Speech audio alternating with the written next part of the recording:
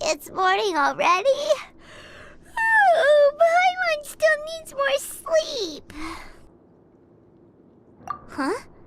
Wait, look over there! Isn't that... It's one of Linny's cards! Let Paimon see what's written on it! Maybe you haven't heard, but today is the monthly free day. Everyone has the day off today, which makes it the perfect time to do some investigating. It's been a while since we last talked. Have you been making any progress lately? Let's meet at our usual spot in the factory area before lunchtime. I have new information. Ooh, today's our lucky day. We have the day off. From the sound of it, Lenny's been making progress with his investigation. Wonder what he's discovered. We still have some time before we meet up. Let's talk with the people here for a bit more before we go.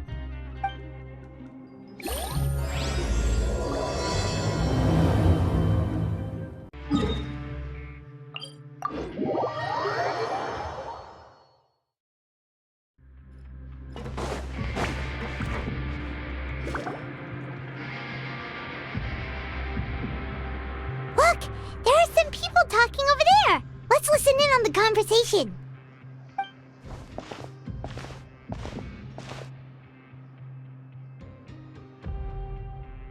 If you ask me, those pompous parasites on the surface act like they're all a bunch of aristocrats.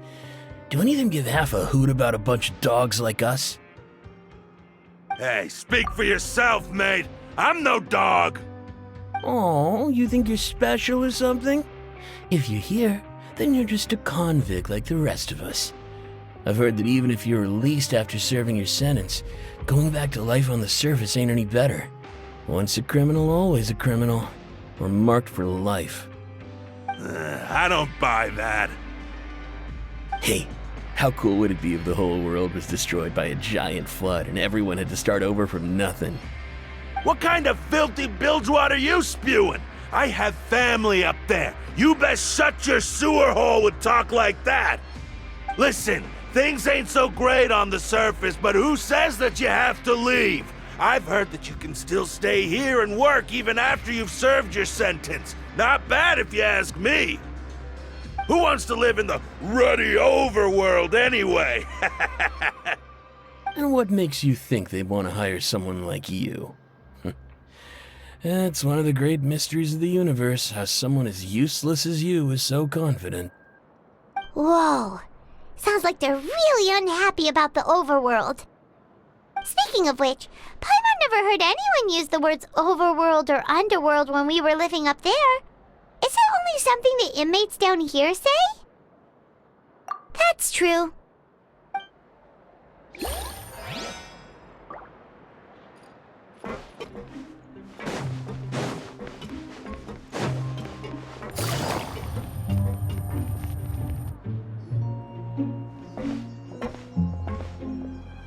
There's a group of people over there. Let's go listen in.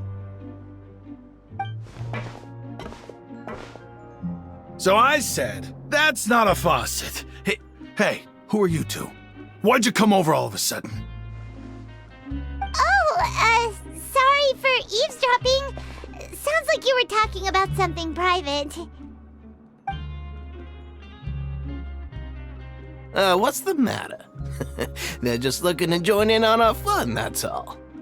Hey, don't pretend like it's okay for them to just interrupt us like that. Yeah, fine. You're lucky we don't mind extroverts that much. You hear that, Quisto? What nice! Your expressions tell me you're looking to hear some juicy info, am I right? But before that, it just so happens that I know you two.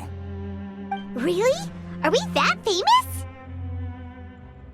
You're kidding. How often does anyone get a personal tour led by His Grace himself? Practically everyone was talking about it.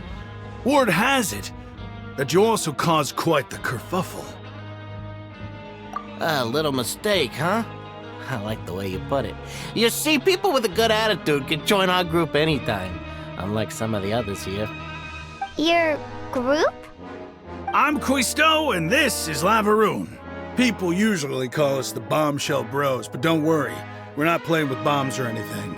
It's just that our information is always so explosive, and we blow minds on the regular. So, you two really like to gossip? Whew, you sure know how to embellish. No. You don't get it. Knowing intelligence will make things better for you here. For example, knowing who's working with whom, who has the latest rumors, who's not getting along. Wouldn't you like to know all that? Whoa, all this info's worth something, you know? You should prove you're worthy of it. I don't mind him. Quisto's always this way. Just play nice and say something to massage his ego. The welfare meals. Talk about the welfare meals. Right. That meal we had yesterday was super delicious. Paimon can still taste it whenever she closes her eyes. Is that so? To tell you the truth, I've been helping out with making those welfare meals. I've been working as a kitchen assistant for about a month and a half now. Oh, so you're the one who made those delicious steaks. Amazing. You could be a professional chef. You are correct. I am a true professional. In fact, I even went to culinary school. But enough about that. Since you like my cooking, I guess that means we share similar tastes. Listen carefully. This little...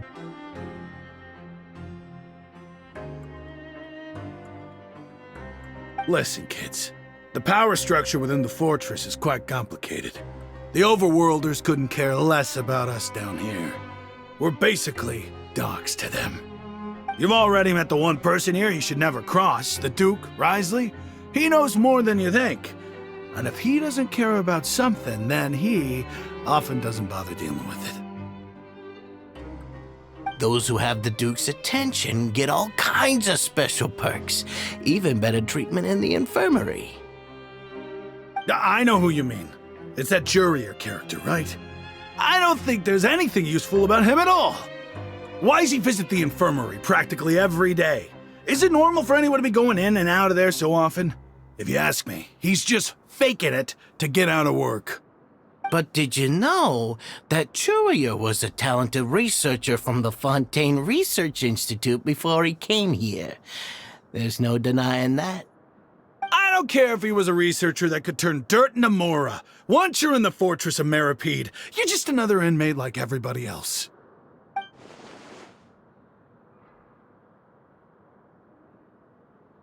Speaking of which, the last time I saw him, he was passing by the corridor with Lorvine.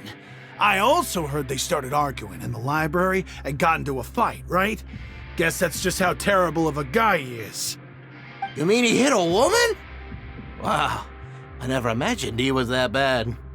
But that Lorvine's also quite the odd one, you know? She's always gabbing away, got into a fight with a man, and she also got sent to the infirmary. Come to think of it, I always see her going to the sick bay every couple of days, too. Huh. Wait a second. You don't think? Do you think could it be that they're secretly meeting there to go on dates? But it's really hard to imagine. After all, I do remember seeing Lorvine beat Jurier to a pulp that one time. And we might be overthinking things.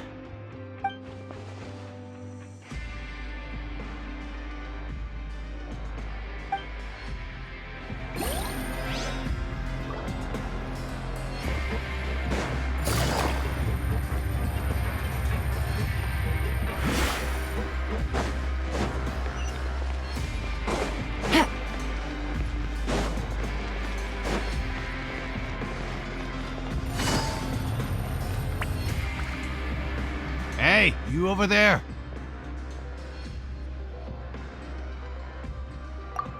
Yeah, you. Say, do you like playing card games? You know, like Genius Invocation TCG? You TCG players are like mint in the wild, literally sprouting up everywhere. Hey, come on now. What's wrong with finding fellow Invocation aficionados? Anyway, care to join me for a game? All right. No pressure. But why would you be looking for people to play Genius Invocation in a place like this? Don't people usually come here to fight? Whether you're throwing down cards or throwing punches, it's all a competition, isn't it? It's all the same in my eyes. There are lots of card players here in the fortress. When I saw you, I immediately thought, hey, even outsiders from other nations play cards. So I came over to say hi. Sure. Great! Since you've been here longer than us, you need to flex your seniority a little bit, right? Maybe you could start by telling us newcomers some stories about this place. I thought you would have already heard everything by now. All right, then. Did you have anything specific in mind? Or do you want me to just pick a topic? Why don't you pick? We'll let you know if we've heard it already. All right. Have you heard any strange rumors since you've arrived? Ben, did you know that there are some people who are always gossiping over in the corner? Yes, you've already met those two. They're quite a pair. They always keep an eye out for the latest happenings and gossip about everything. I've never seen anyone with more time on their hands. I heard that they used to be a chef and a bartender before they were set down here. You know how bartenders are, always chatting with customers. And chefs love to pass the time just hanging out when they're not cooking. Good to know. Do you have anything else to tell us? Let me think. Sounds like you want to hear something a little more tantalizing. Oh, did you know that the Duke was also a convict in the fortress of Meripede before? Huh? Wait, are you serious? That's right. The Duke was an inmate just like you and me. Seems he was exiled here for committing some crime. Who knows how he ended up rising up to become the warden, though. To go from an ordinary inmate to becoming the manager of the whole place? I'm not gonna lie, I kinda respect that. A forbidden zone? Sounds like something that someone just made up. I've never heard of that. Where did you hear about it? It's just a rumor we've been hearing, but no worries if you've never heard of it. Do you have anything else you can tell us? Anything else? Not that I can think of, but I'll be sure to tell you anything interesting I hear next time. You'll have to play a game of Genius Invocation with me first, though. Okay, we've talked to just about everyone, and it's about time for us to go meet Linny. According to the card he left us, we should go meet him in the production zone.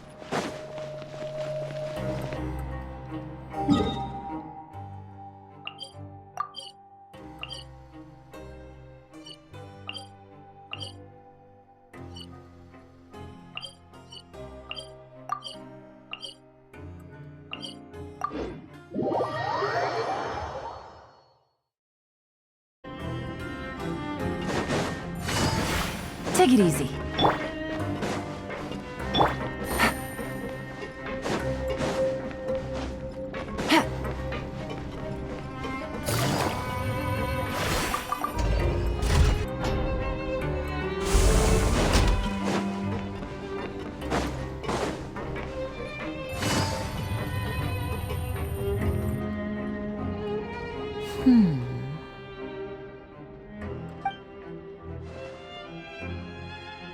Huh?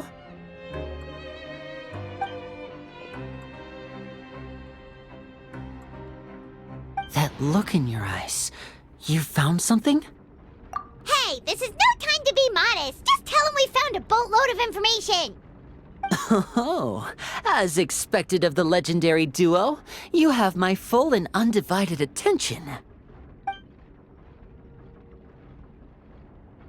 Huh. I'd have never guessed that myself. The rumors swirling about this place are unreliable after all, and Master Child probably went missing because he found a way out. He is a harbinger after all. I suppose he's much more resourceful than I initially gave him credit for. Unfortunately, this isn't enough for our final report to Father. We need to find out Master Child's exact whereabouts. Father told me that even though Master Child said he was just coming to Fontaine for a vacation, he actually had some personal reasons. His agenda might be linked to his disappearance. His escape route is already flooded, so we'll have to task someone with professional diving skills to chase after him. Well, when you put it that way, it's obvious that only Fremine would be up to the task. Bingo! Is he around? He's working today. Coming here as a group would have attracted too much attention. I'll talk to him about it later. It's the least I can do. We're all in this together, so it's only fair for us to fulfill our end of the bargain. Honestly, I'm far more impressed by you guys managing to collect all this information right under Risley's watchful eyes. Collecting information has always been our strong point. Now, let me think. To find out more information, Fremine will have to retrace Master Child's original route. And if he's to do that, he'll have to set out on the next pipe cleaning day at the earliest. That's 6 days from now. And after that, he'll probably take another 2 or 3 days to return. You can even estimate how long it'll take for him to get back? We've been working together for a long time. We know each other's capabilities like the backs of our hands.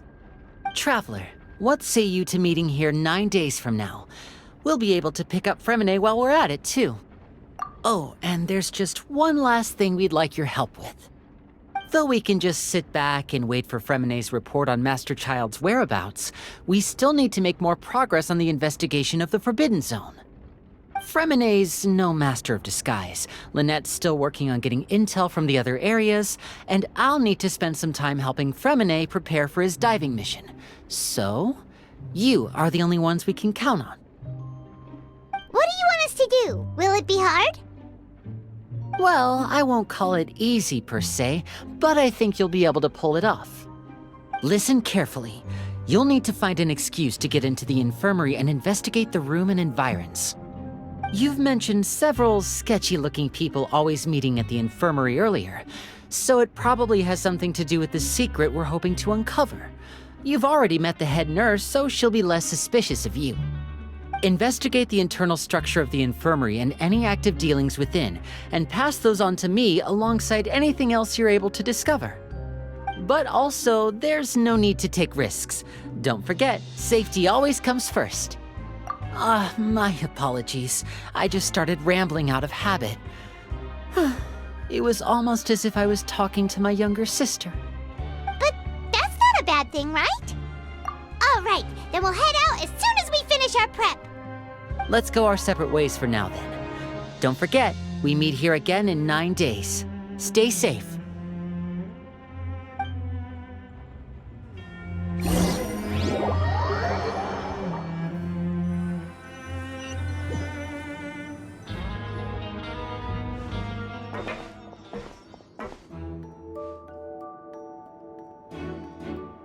Hey, stay here for now. Paimon will take a peek.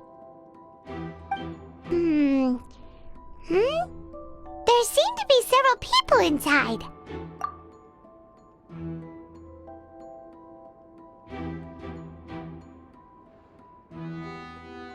Right. I feel like It's not impossible. Oh.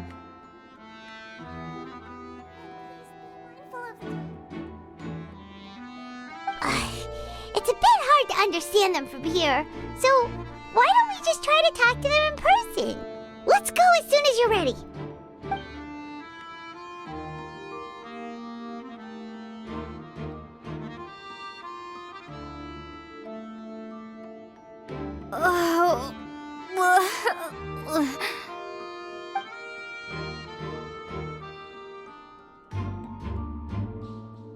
Someone, please help! She's sick!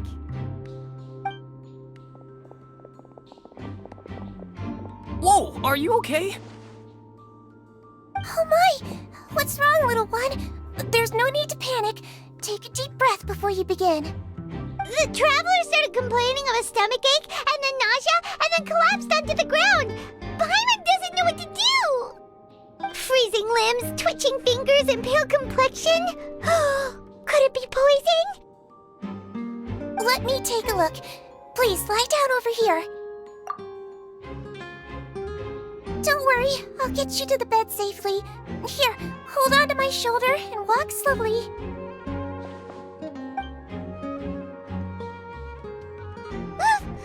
You can do it, Traveler! Don't apologize. You're sick after all. Now, please relax. I'm just going to do a preliminary checkup on you.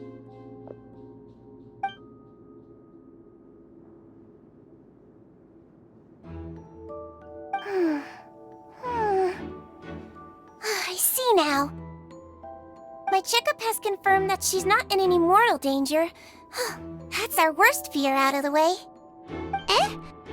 Oh, that's good. But...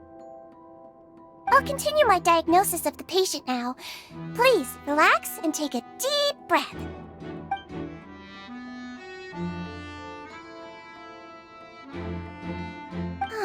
Don't sense serious damage to your organs either. Does it hurt when I press here? And here? Huh? But based on my initial checkup, there shouldn't be a problem here. How strange.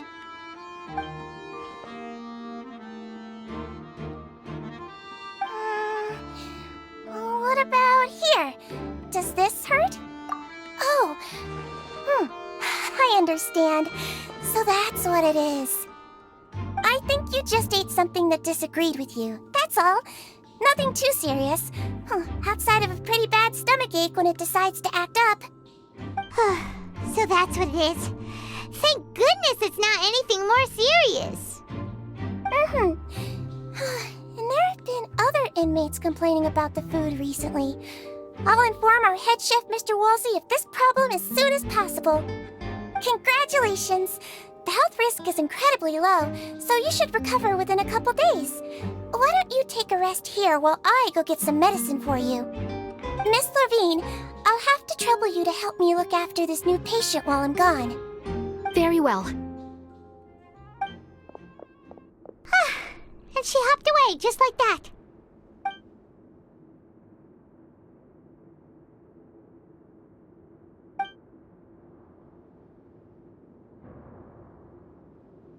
Hello. So how are you feeling now?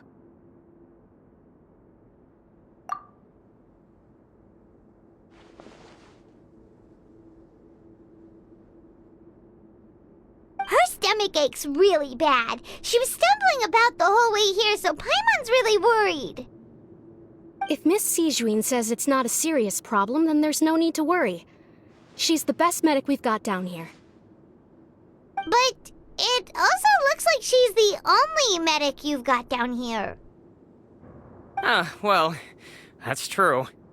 What do you mean, that's true? That's really misrepresenting the situation. Of course I can't speak for the whole fortress, but it's not like everyone imprisoned here is useless, you know? Though they may have committed crimes and gotten locked up here as a result, they still know a thing or two about medicine, and they help Miss Sijuin take care of the sick and injured. Yeah, you're right. But did you have to lecture me about it in front of another patient? Aren't you a patient too? Where did all your energy come from? That's correct. Sorry, I got a bit ahead of myself. Are you two also sick? We've been sick a while. I come back every once in a while for checkups, and to pick up the medicines Miss Sijuin prescribes for us. That's just the nature of chronic illnesses. As for her... you could say she fancies herself as Miss Sijuin's capable helper because she learned a bit of medical knowledge ages ago. Please watch your mouth, Mr. Jurier. Don't forget that you are the primary reason I have frequent heart palpitations. Hey, don't start arguing now! Please, keep it civil at least!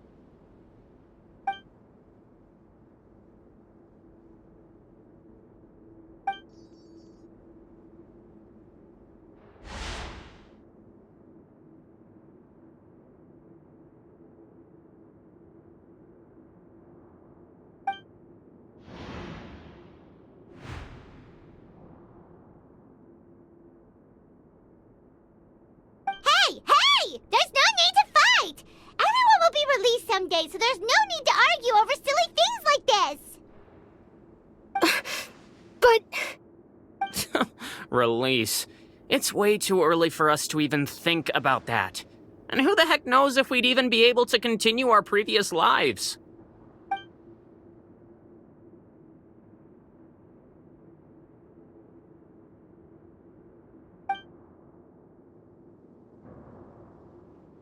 please allow me to end this boring and useless conversation. Oh, and Mr. Jurier, I don't want to see your face here again anytime soon. And same to you, Miss Lorvine. Anyway, that was more than enough rest for me, so I'm going to get out of this excessively noisy place. See you later, everyone. He just slowly walked off like that? That's just what he's like. I'm sorry you had to see all of that. I'm Lorvine, and that's... Well, his name is Jurier, but I hope you'll never have cause to remember his name. You really can't stand him, huh? I mean, can you blame me? Who would like someone who's as arrogant and obsessed with weird research topics as he is? But there's no need to keep dwelling on him. I'll accompany you two for a while. Miss Zichuan should be back soon, and I'm sure you'll feel better as soon as you've had some of her medicine. No, it's nothing. I'm back! Did you rest like you promised? Thank you for getting our medicine, Miss Zichuan. Did you all cooperate with your bed rest? I trust that nobody got up to walk around. Good. Here, this should be 2 days' worth of medicine for you. Take 1 pill now, and then continue your bed rest.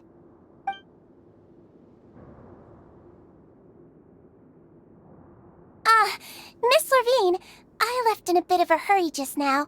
Do you still remember if we discussed the color of the pill that you should be taking today? I remember. You said it should be yellow.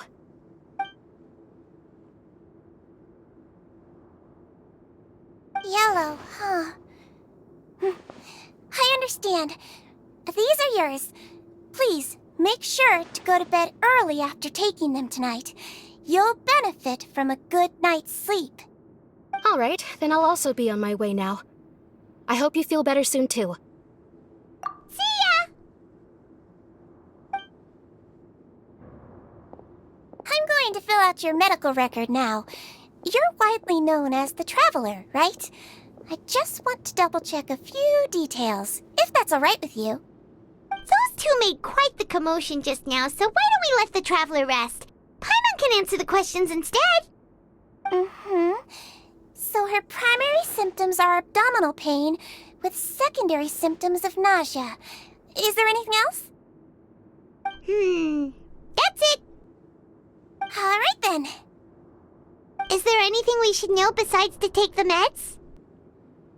No, her base constitution is quite good, so I'm sure she'll recover quite quickly after taking the medicine.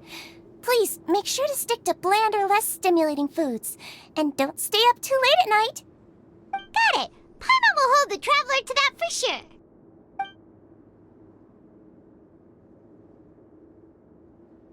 Oh, you're going to take a nap already? Okay then, you get some rest.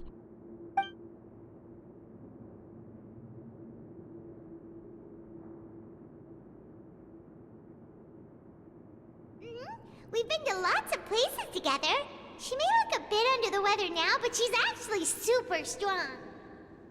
Oh, so you're the best of companions. Well, don't worry, she'll recover soon.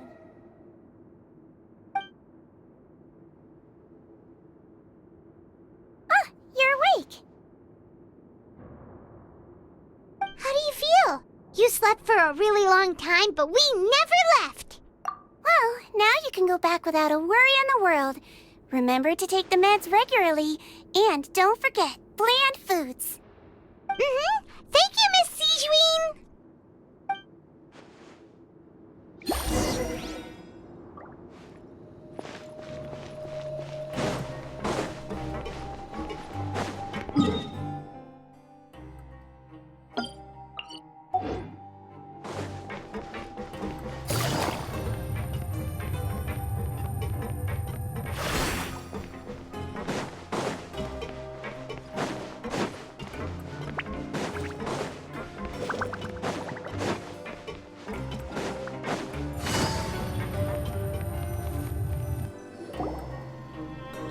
Really are something. To be able to fall asleep like that and even sleep talk the entire time, you scared Paimon half to death!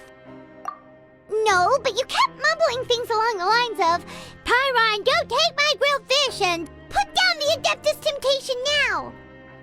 Paimon talked with Sigewinne the entire time you were asleep. She seems like she's just a sincere nurse, and Paimon didn't notice anything unusual in the room. Are you sure we're not going off track with the infirmary?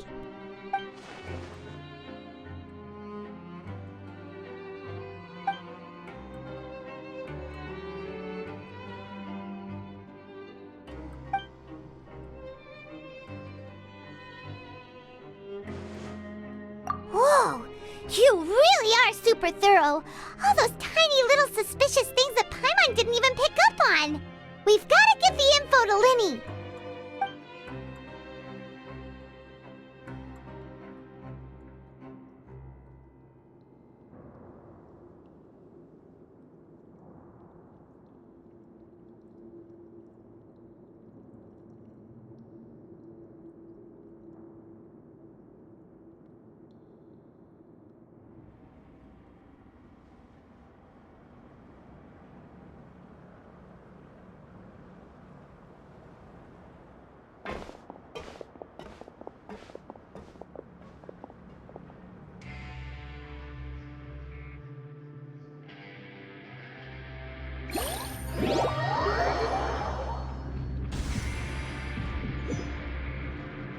Today's the day! Let's go meet up with Linny! Take it easy.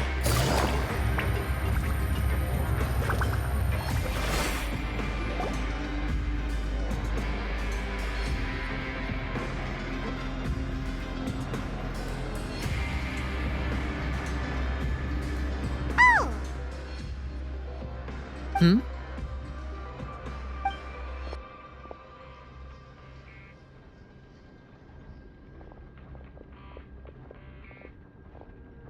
Did you two run into any trouble over the past few days? No, we just worked our shifts according to the schedule. Nothing weird happened. That's good. That means you didn't raise any suspicions when you infiltrated the infirmary. We've taken a look at the slip you've sent. Fremine successfully left the grounds via the pipes 2 days ago, and as of last night, Lynette has also infiltrated the infirmary after faking an illness. Wait, why is she getting involved as well? You already went above and beyond when you scoped out the infirmary. To put it more bluntly, even if we were to view that as something you did in exchange for Fremine's help, you've already done more than enough. Infiltrating a guarded stronghold is a different kind of job from a one-off investigation. We want to avoid using the same faces over and over and reduce the amount of suspicion that will fall on any given person.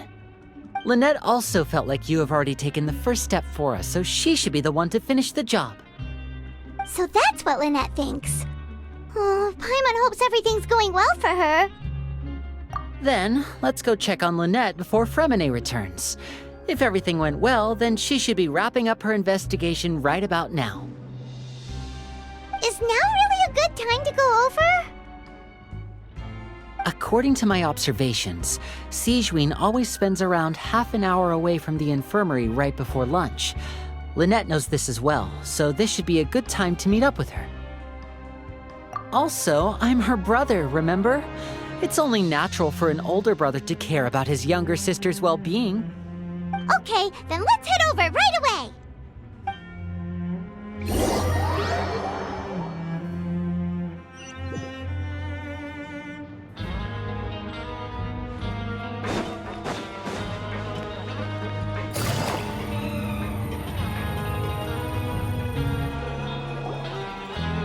Lynette should be here right now. Huh. Strange. Lynette? As expected, Sigewinne isn't here, but why isn't Lynette here? No, Lynette rarely deviates from the plan. We agreed that if she were to make changes on the fly, she'd find a way to let me know. Unless... Let's see if there are any clues around here. We can look while we wait for her. Who knows? Maybe she'll be back soon. Okay.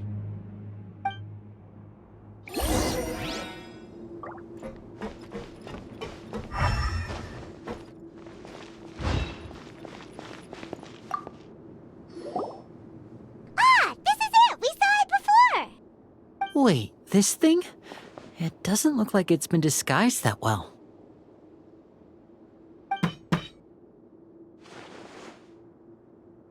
The space behind it is empty. From its size, I don't think it's an entrance that is meant to be taken apart. There's probably a mechanism around here somewhere. Could Lynette have tried to get inside? But if that's the case, she would have contacted me for sure. Let's look around here for some more clues. Don't panic, just take another look.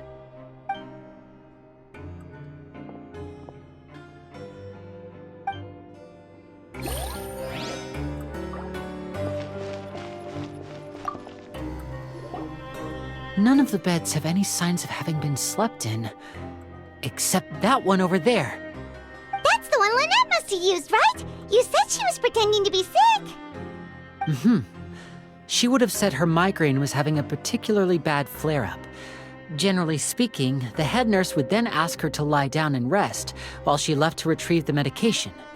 Which means either the head nurse didn't return the entire time from when Lynette laid down up until she left the bed, or the nurse intentionally left it this way.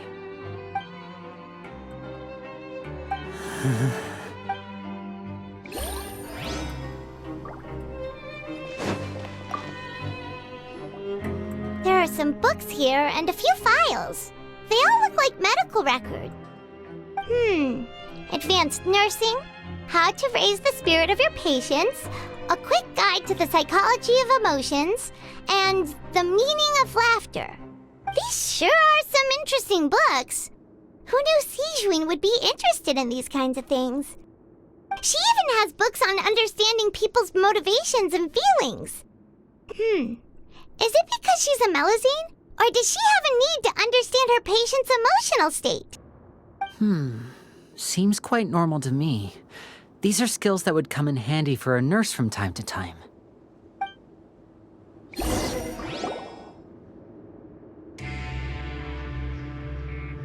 Hey, you guys, there's a slip of paper over here!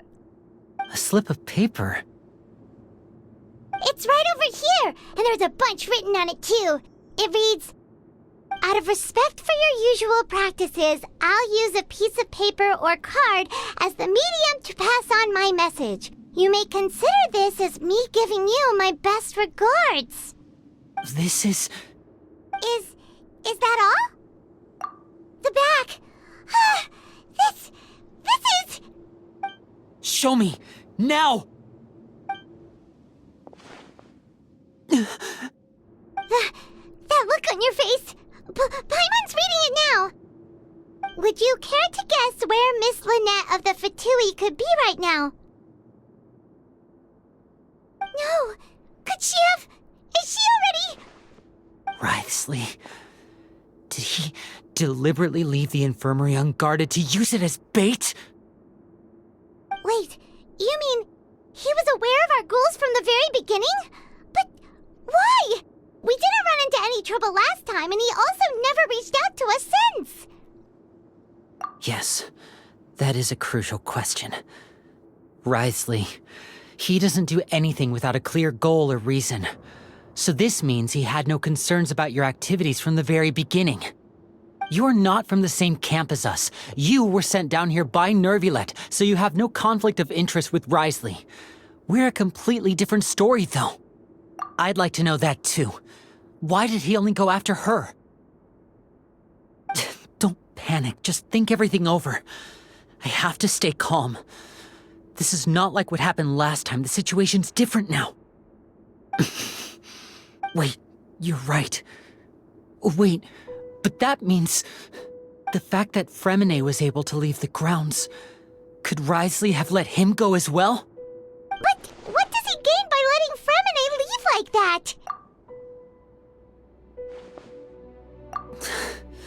So he's challenging me and trying to provoke me, I'm sure of it. We never should have sent out Fremine. We had to go through all that trouble to find an opening to sneak him around the guards and into the pipe, and we even thought luck was on our side. If Wriothesley let him leave on purpose, then he's probably in a terrible spot now as well. Lenny's getting more and more panicked. We have to calm him down. Don't can't be like this, Linny. Fremine wouldn't have left if we hadn't told you about Child. That was our fault. No. I'm the leader of this operation, and I'm the one responsible for this team. I was the one who failed to protect them. I'll go talk to Risley. Hey, don't be reckless! Traveler, please talk some sense into him. I simply cannot allow Lynette to be abducted again. I have to go. I'll find a way to get them back.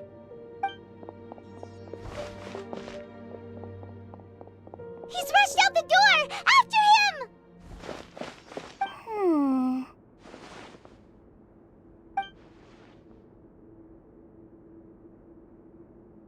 Right. I feel like we still have some room to make changes on these details. It's not impossible, but it'll require extensive testing. Is that so? Very well. Then please be mindful of the time. Huh? Is someone? Pack everything up. Whoever's outside is eavesdropping. They'll probably come in once we stop talking. Someone! Please help! She's sick!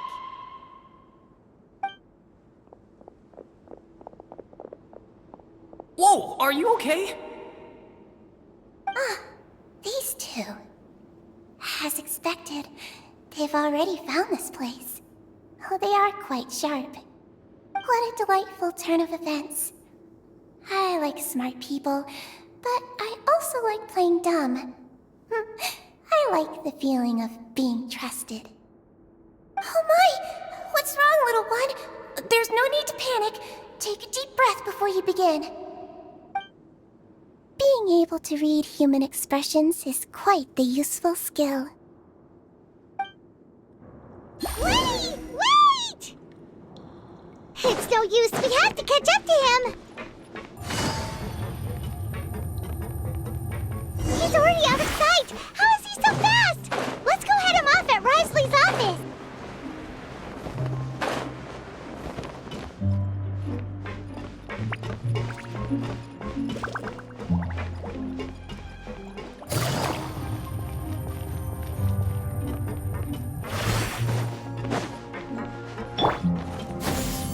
Skyward! Scatter!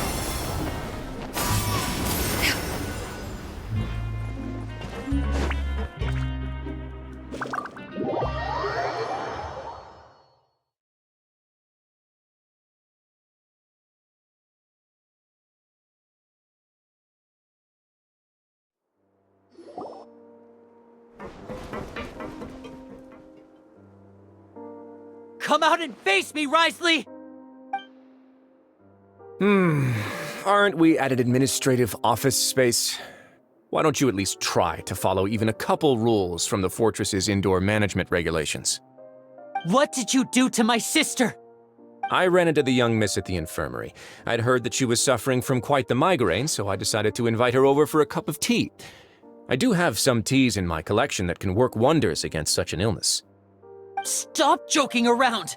Where did you take my siblings? I have also heard that your performances are quite the spectacle. Miss Lynette would sometimes enter a box filled with water, only to emerge the next second from another place altogether. Maybe she'll appear behind you right now if you were to turn your head. Is he trying to trick me into turning my head? No, he's probably not looking to attack me right now. All of the hostages are in his hands, and he's even in the mood for small talk. That means Lynette is probably still alive.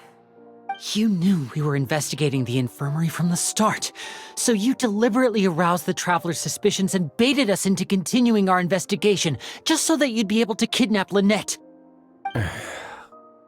As for Fremine, no, you probably didn't even interfere with Child's escape.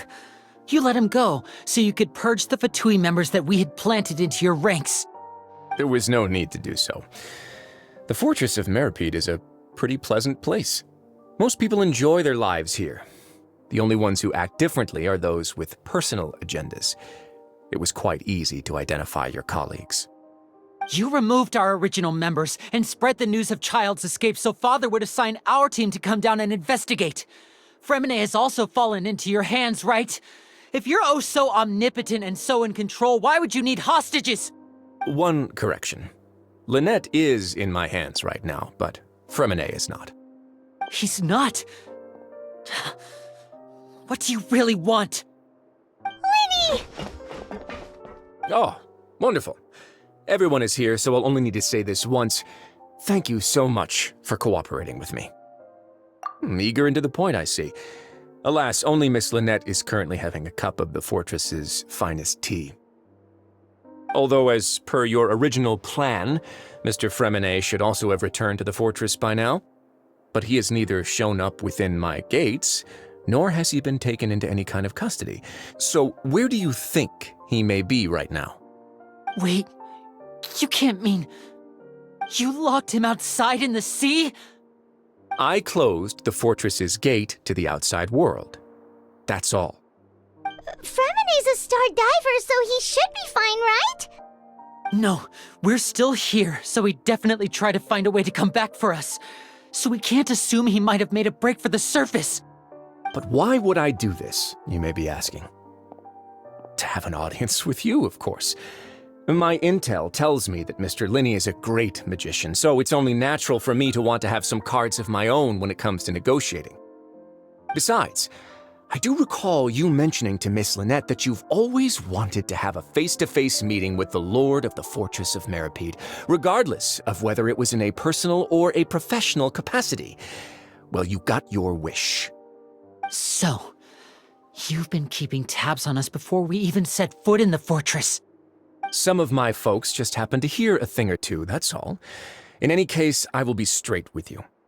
I was willing to play dumb and turn a blind eye, so we had a pleasant few days playing games together here. But once you started focusing on the Forbidden Zone, all of that changed. Mr. Linney, the cards are stacked against you right now. Miss Lynette is in my hands, and Mr. Fremine is still slowly being pickled out there in the brine. You know just as well as I that he cannot last out there forever. You need do but one thing to guarantee their safety. I would like you to contact your superior, and ideally invite her over for a cup of tea with me. You want to see Father? But why should she bother giving you an audience? Well, if she cares for the well-being of her dearest children, she should have plenty of motivation to join me for a parents' evening. I've heard that the bonds between the members of the House of the Hearth are like the bonds of family. I don't see why she would refuse. Why did you think Father sent us to handle the Fortress of Meripede? This place is basically a no-man's land. It wouldn't be fitting for anyone as important as a harbinger like Father to come here in person. Oh, I see. So it's because she doesn't care for my place here. That's such a shame. After all, I've amassed quite the tea collection. I was looking forward to sharing it with her. Both Monsieur Neuvillette and Lady Farina have already received many samples as gifts. Was this the extent of your master plan to get to Father? No matter how much pressure you may put on me, I won't allow you to use us to blackmail her. You people really are difficult to get along with. All I'm asking for is a face-to-face conversation. Does she truly have no interest in the fortress's secret? Mr. Linney, you have one last chance to invite your father here. If you refuse... Lenny! Instead of asking why I'm doing this, why don't you try to see things from my perspective for a second? From the very beginning, the Fatui has been actively infiltrating my fortress. I gave you a warning by cutting off the first few operatives I found, but that only caused you to double down. Had you given up on the fortress then and there, I'd have no reason to want to talk. Mr. Fremine left the fortress on his own, and Miss Lynette tried to pry out my secrets right in front of me. No matter how you look at it, the responsibility for this falls on you. I shouldn't ask Father to do anything because of us. 6, 5... Wait, 2, 1. Time's up. It really is a shame, Mr. Linney. Risley! Negotiations have broken down. Please leave, ladies and gentlemen. It's time for my afternoon tea. Yeah, listen to the Traveler. If you can't talk to Linny, can you at least talk to us? You do realize that I'm only letting you go because of Neuvillette, yes? You're here helping him out, and I've already done my best to stay out of your way. But that doesn't mean you can just do whatever you want. The fortress may be small and remote, but it still has its own set of laws. Then how about this? Those who are capable deserve respect. You've spent quite some time investigating my home turf by now, so why don't you tell me a thing or two about what you found, I'll ask you 3 questions. Answer all of them correctly, and I'll agree to your request. Question 1. Regarding the hidden rules of the production zone, what is the truth behind the one about not being allowed to work for 3 days in a row?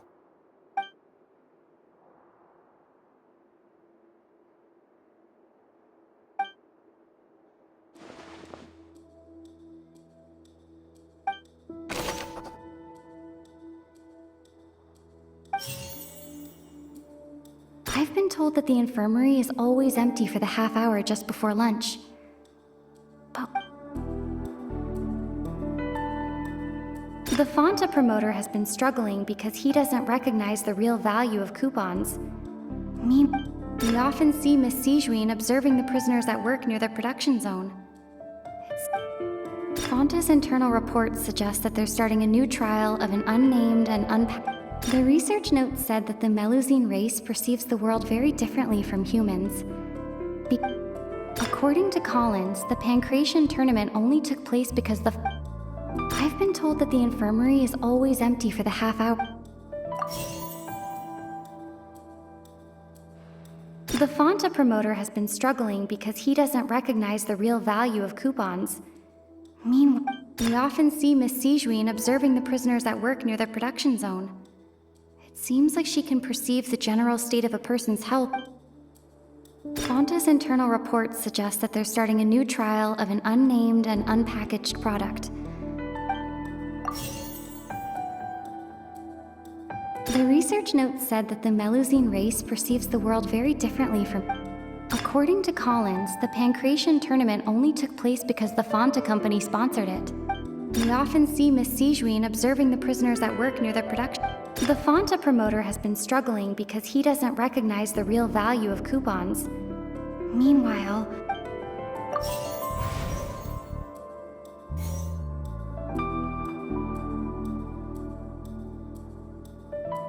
the Fonta promoter has been We often see Miss Sijuin observing the prisoners at... The Fonta promoter has been struggling because he doesn't According to Collins, the Pancration tournament only took place because the Fonta company sponsored it. The research note said that the Melusine race perceives the world very differently. The Fonta promoter has been struggling I've been told that the infirmary is always empty for the half hour just before... The research note said that the Melusine race perceives the world According to Collins, the Fonta's internal reports According to Collins, the Pancration tournament only took place because... The research note said that the Melusine race According to Collins, the research note said that the Melusine race perceives the world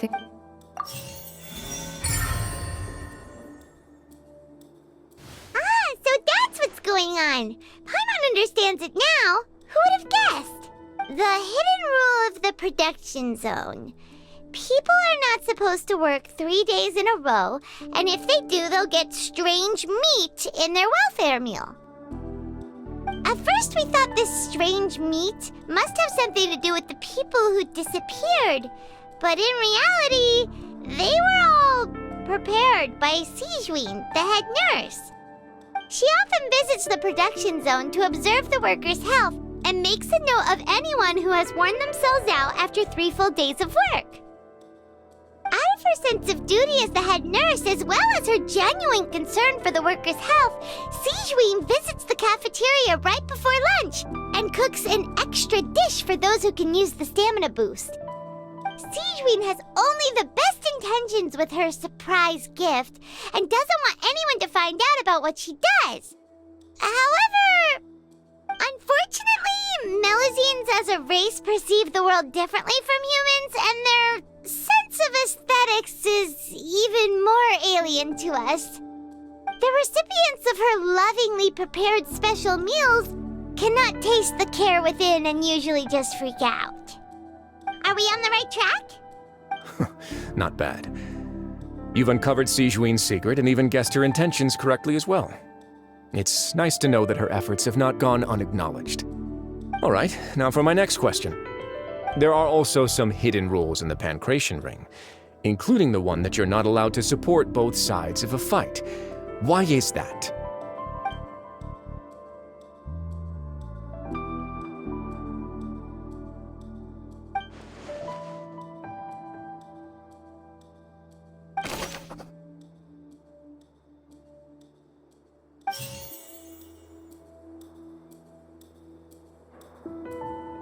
I've been told that the infirmary is always empty for the half hour just before lunch.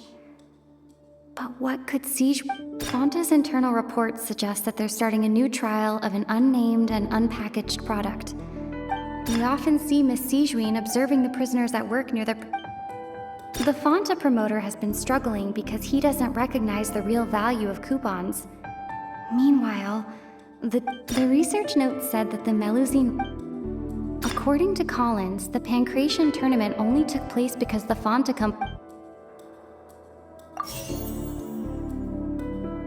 Fonta's internal reports suggest that they're starting...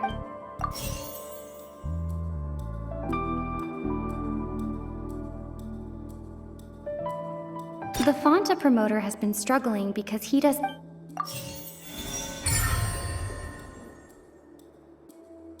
Paimon gets this rule too now, so there really was nothing to be afraid of. That hidden rule of the Pancration Ring is about how, people are not supposed to bet on both boxers at the same time. And if they do, they'll receive a package containing a strange, blood-colored liquid. People get scared when they see it because they've subconsciously begun to associate it with the missing boxer. But really, it's just a bottle of the latest yet-to-be-named and packaged new Fonta trial product. A blood-red drink. It's no wonder even Fonta's own staff were questioning the company's decision-making. The company, facing backlash from its own staff, decided to try to trial the product on a smaller scale to see how it might be received by customers. They came to the fortress of Meropide and offered to sponsor the Pancration tournament so they could push their new product. But the Duke completely refused to even entertain the idea.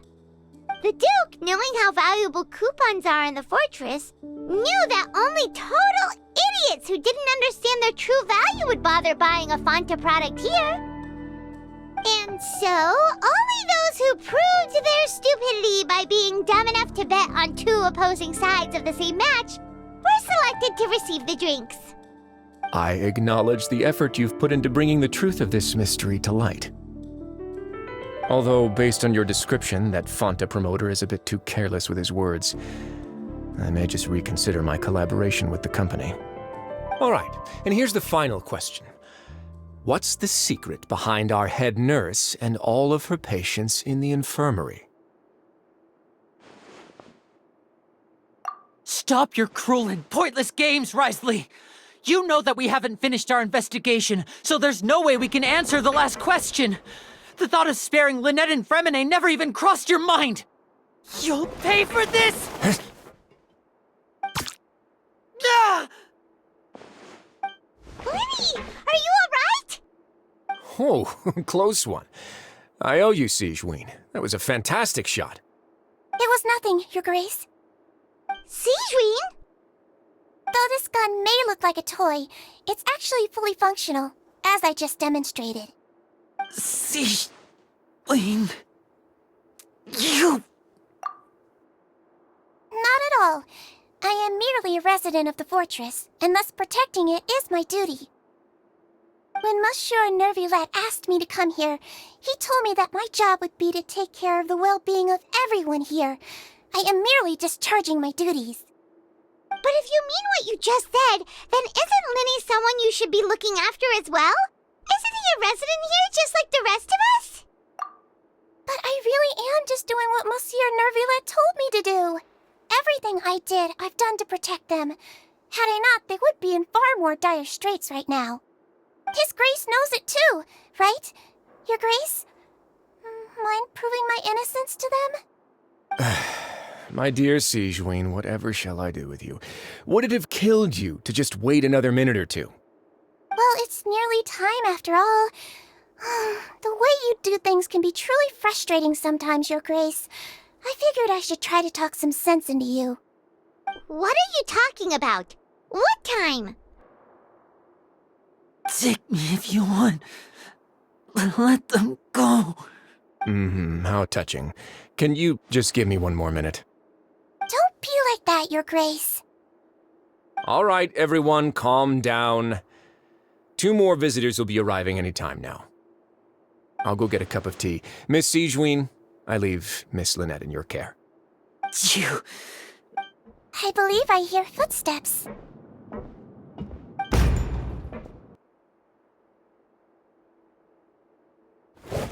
Some space, please. Ah, Miss Clarande. My door. Fremine... Fremine! What's going on? What is Clarande doing here? Work. I'm sorry about shooting you, Mr. Linny. The tranquilizing effect will begin to wear off soon. Please take it easy in the meantime, though. What happened to Fremine? Wasn't he diving just outside of the fortress? Why is he looking like this?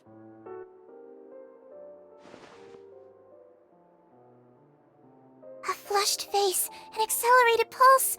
He must have consumed primordial seawater. What did you say? Please, make some space. I'll need to give Mr. Fremine a more thorough checkup. Your Grace, I'll leave the rest to you. I'll talk to Clarande while you get Fremine to where he needs to be. Everything else can wait.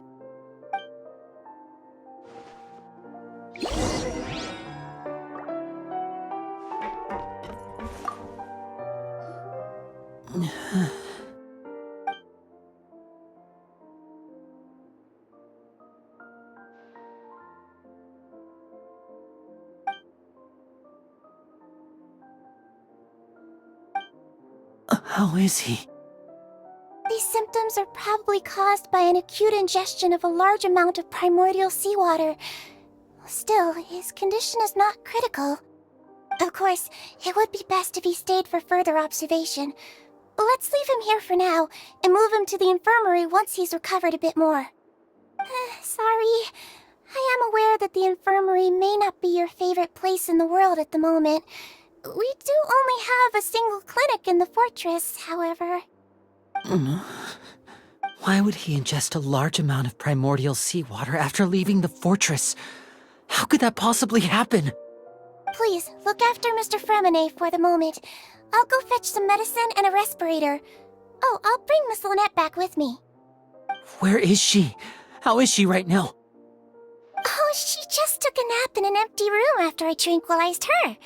If my calculations are correct, she should also be waking up right around now. You might not believe me, but His Grace and I actually made some snacks and tea for her.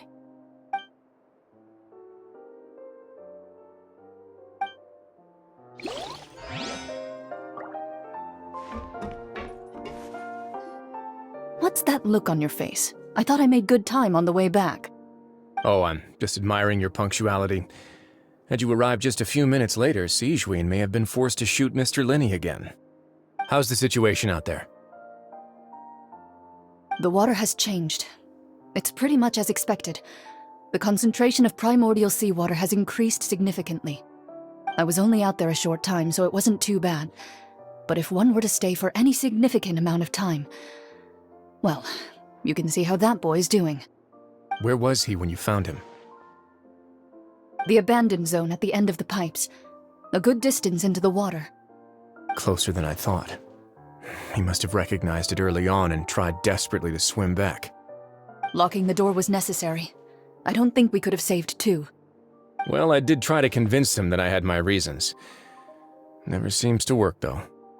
It would probably work on Neuvillette. He has a knack for picking out who had good intentions, even when the outcomes were all terrible. It's a bad sign if you're having to plead your case to Neuvillette. Want some tea? Not particularly. If you want to drink some that badly, just say so. Fine, I'd like to get some tea. Want me to get you a cup too, since I've already made it?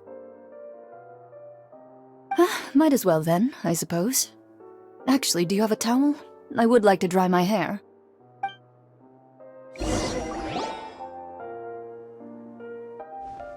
Linny, are you okay? I'll be fine. They're all here now. Don't worry about me. Are you sure? You don't look all right. My hands and feet are still a bit weak, but that's probably just the residual effects of the tranquilizer shot. I'm back, everyone. Lenny! Oh, Traveler, Paimon, you're here too. Freminet? Is he... He'll be fine. But for now, please help me lift him up.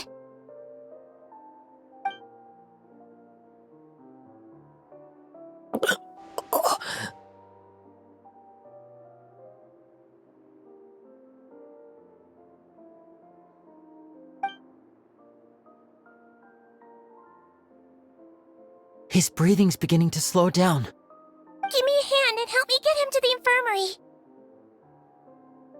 Yeah, I'll take him from this side. Lynette, together? On it. Traveler, you seem pretty worried about him. Want to come with us?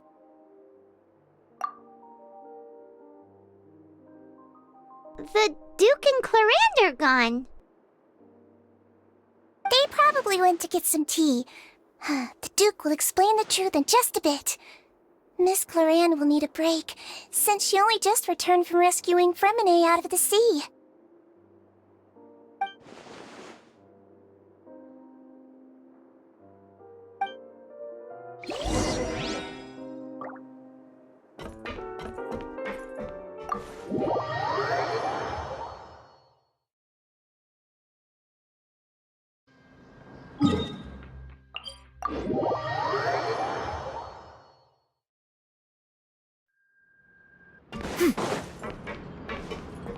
Yeah! Skyward!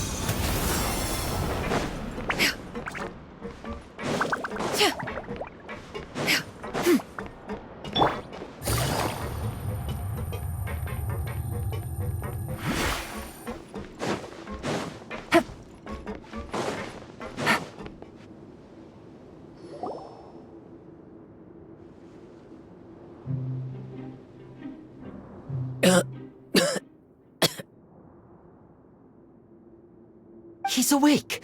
Freminet, how do you feel? Linny... Lynette... We're all here. Where... am I? The infirmary, at the Fortress of Meripede, Mr. Freminet, and you are no longer in any danger. How do you feel? Don't push yourself if you're not feeling up to it. Traveler... Paimon... It's been so long. The sea! There's something wrong with the seawater. Shh, it's okay. We can talk about it after you've recovered. No, listen to me. This is really serious. There's primordial seawater mixed into the regular seawater. I don't know why it's there, but no one should touch it. Pipes... Right, the pipes. It's all coming back to me now.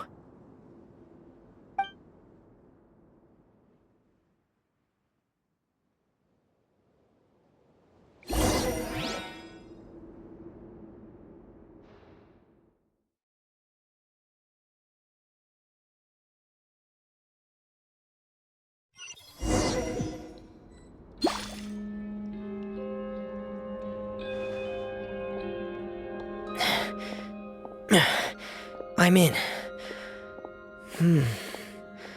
Seems like this pipe hasn't been used in a long time. It looks abandoned.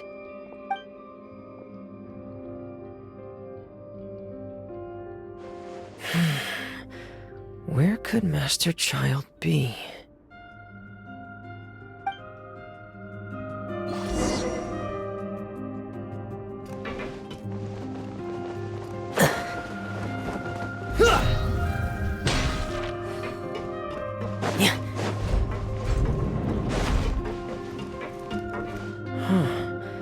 This mechanism looks like it's been tampered with. Could he have done it?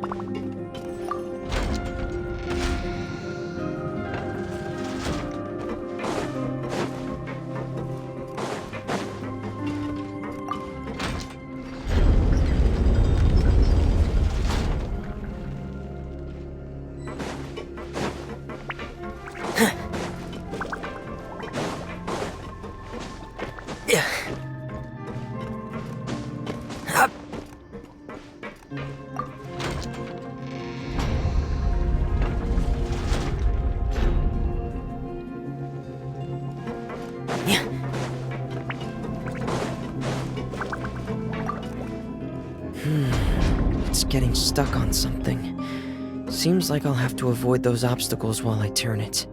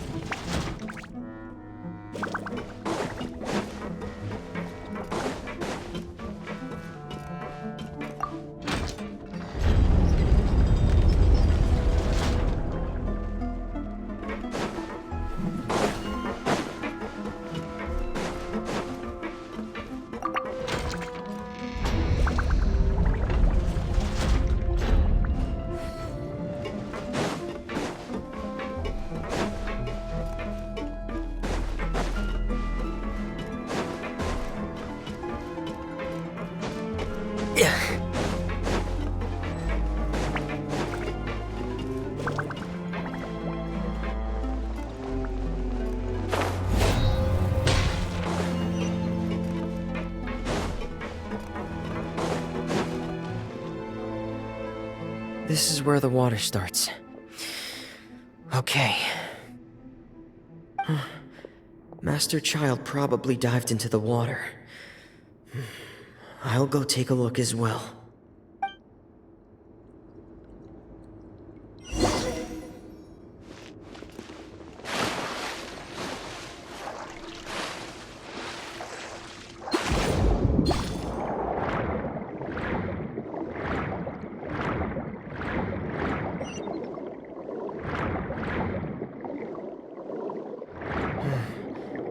The vegetation here is a bit more sparse.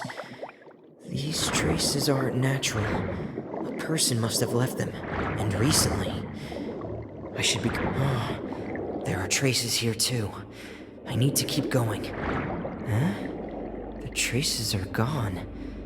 But I don't see where he could have gone from here. Wait. What the...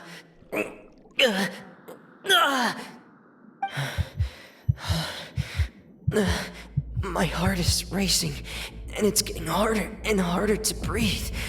What's going on?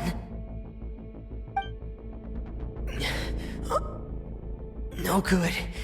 I have to get back. They still don't know anything about what's going on. If I turn back right now, I should still be able to make it.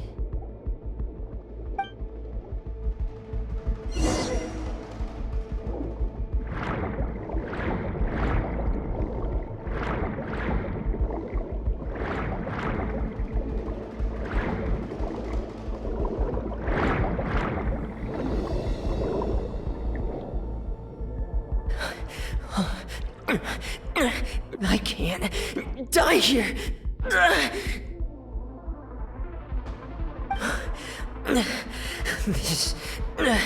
This is bad. I'm feeling worse and worse, and I'm still underwater. I have to push on.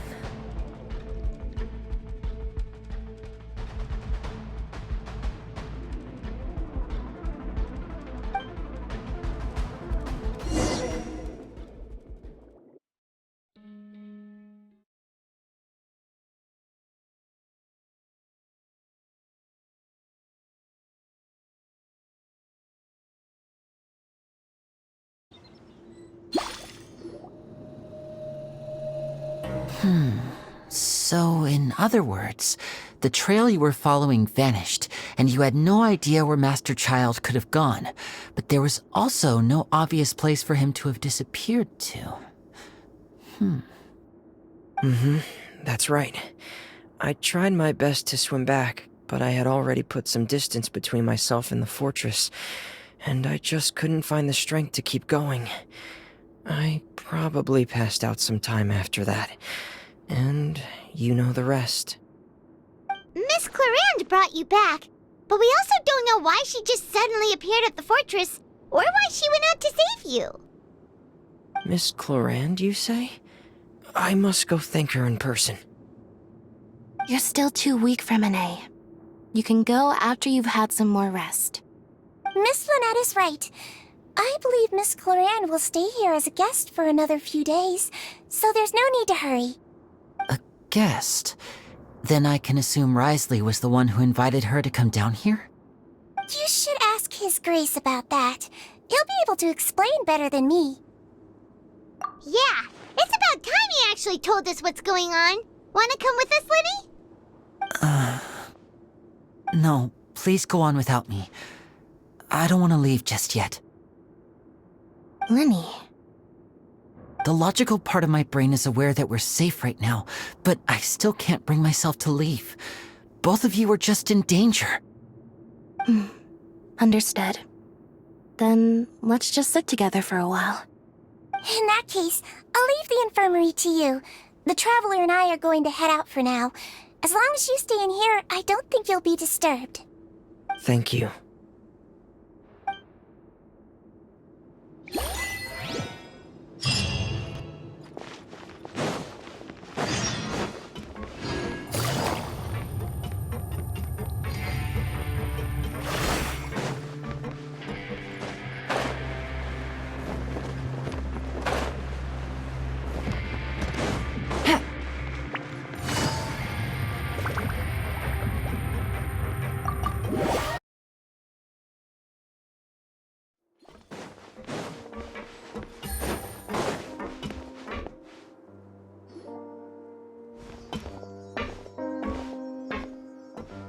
Excuse me!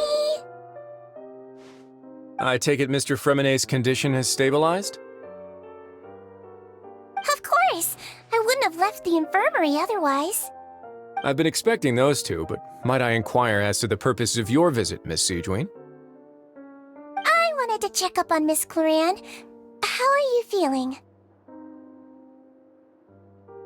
Mostly fine, I think.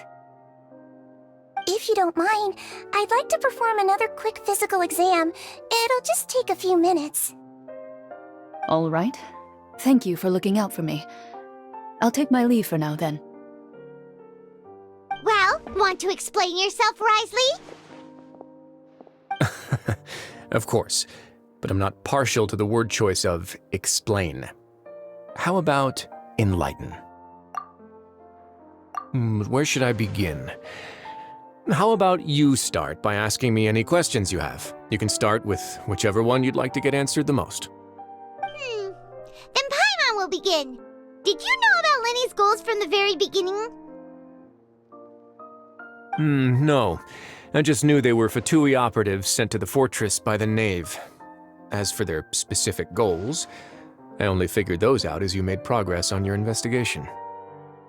You managed to monitor and stay ahead of them even though you didn't know what they were trying to do? They came here with ulterior motives. I'm quite adept at discerning what that kind of behavior signals. Initially, I thought their goal was just to investigate Child's disappearance. Linny suggested that I had deliberately let him escape, but in truth, I didn't really do anything special to help or hinder him while he was here. Everything he did, from finding helpers to leaving this place, he did on his own. Of course, it's inevitable that the Knave would make a big deal out of her fellow Harbinger's unexplained disappearance. I'm also quite curious about where that Harbinger went, so I figured I might as well let the Fatui do their own investigative work. All I care about is the answer. So you were hoping Lenny's group would just do your work for you! You make it sound like that's a bad thing. Unfortunately, things didn't go as planned. I assume that Fremine has told you already the ratio of primordial seawater around the fortress of Meripede is on the rise. The Forbidden Zone has always been Linny's target, and you got roped into that investigation after running into him. I began to intervene out of concern for your safety, and also to prevent the fortress from becoming entangled in more irksome matters. Are the rumors true? That you're also a former criminal? Why would you put it like that? Isn't staying here all day and serving as the manager of the fortress a kind of sentence unto itself? Another form of prison? I just happen to have some support from the rest of the inmates, that's all. Oh, right! Paimon wanted to ask, who invited Cloran down here? Me, of course. I paid her good mora to come down to the fortress for some field work. As a champion duelist, Miss Cloran could be considered to be an independent party. I needed to find an exceptionally capable person to help me get through the impending crisis. And saving Fremine was part of that crisis? You can think of it like that, yes. Credit where credit is due, that boy is quite adept at diving. Had conditions not been as hostile as they were, he probably would have found the missing Harbinger already. That's not something you should be asking after. Neuvillette only asked you to investigate Child's whereabouts. All I need to prove to you is that the Forbidden Zone had nothing to do with the Harbinger's disappearance. That should be clear now that you've spoken to Fremine. But we've already uncovered that there's something wrong with the infirmary, and we've answered a bunch of questions that you threw at us. Isn't it about time that you answer our last question in return? You make a compelling case.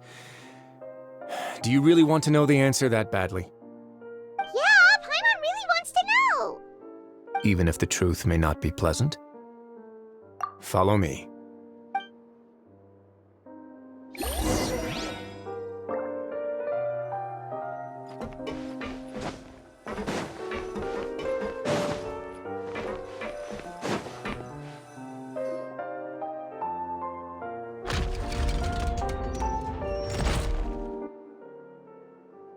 There's a hidden door here? And a whole basement behind it? Huh. You're pretty good at hiding stuff, Risley. It seems you've forgotten just what kind of place the Fortress of Meripede is.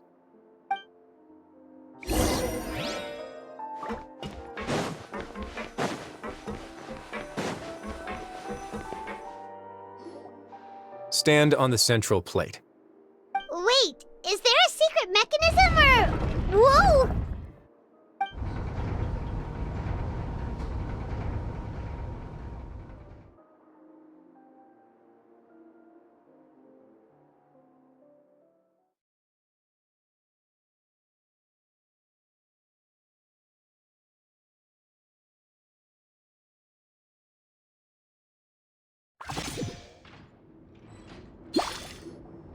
So, this is the Forbidden Zone? Honestly, for a place so well hidden, Paimon sure doesn't see anything special. What a huge door! There are 3 such isolation gates in total. Generally speaking, I'm the only one who's allowed to go inside. hence the name Forbidden Zone. Am I correct to assume you're going to run on back and tell your little Fatui friends everything?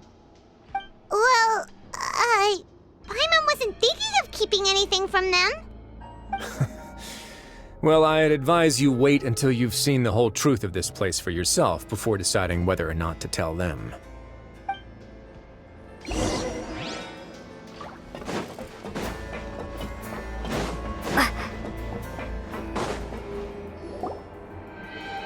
Huh. So there's a switch on the side. Stand back.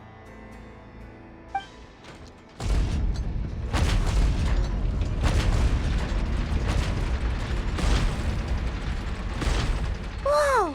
They all just went up one by one. Go on, have a look.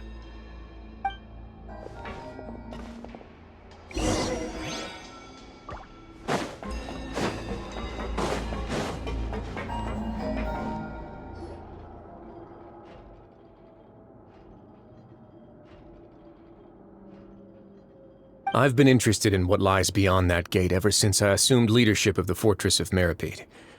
Of course, it would be unwise to recklessly open it, but it'd also be risky and negligent to simply ignore any potential danger that could be behind it. The readings on that dashboard have not budged since the day when I first laid eyes on this place. But over the past year, the needle has crept upwards from its original position, likely because some parameter it's been tracking has changed, if only infinitesimally. Normally, I would have ignored it, but I happened to have some free time when I noticed it, so I investigated. Any guesses what the reading could be tracking? Very reasonable guesses.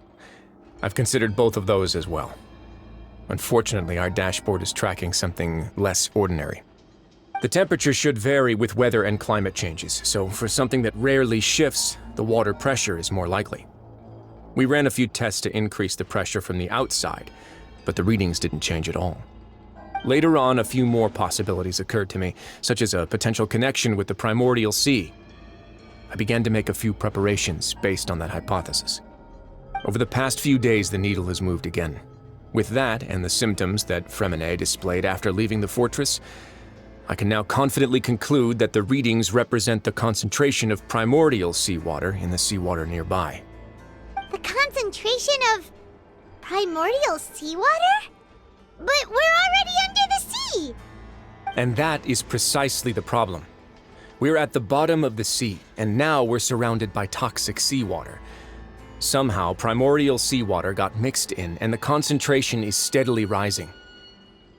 Yes, that's very likely. But forget about the two of us! Not even Novelette knows where the primordial sea could be, much less where we could find and plug a leak. Oh. Oh!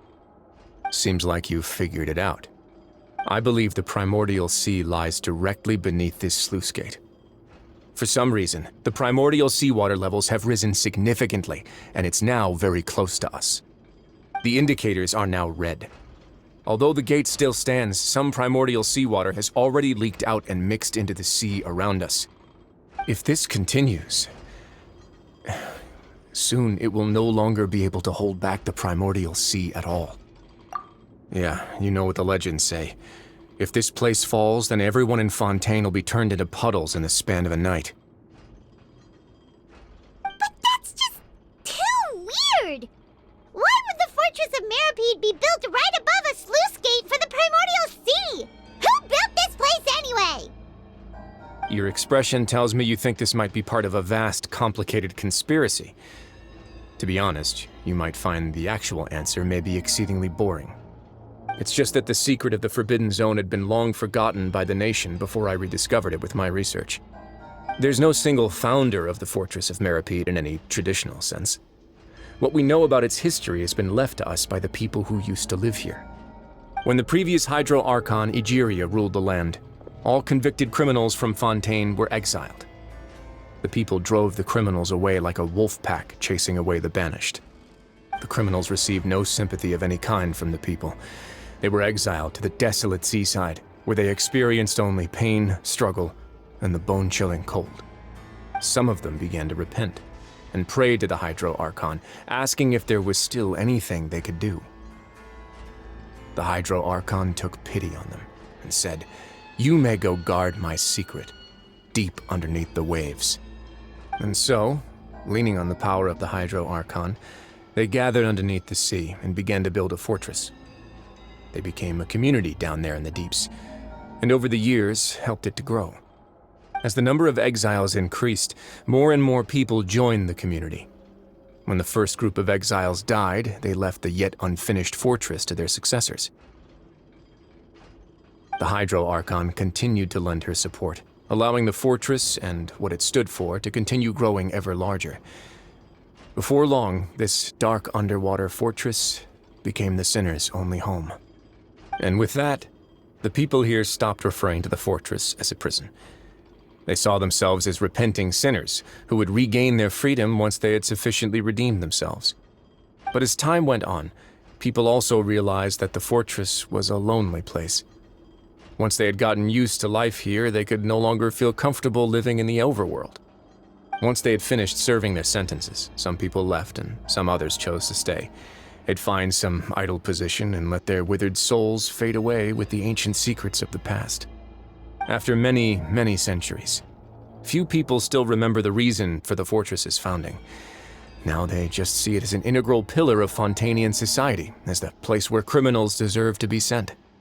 Now and again, researchers manage to break one law or another and live out their days in the fortress.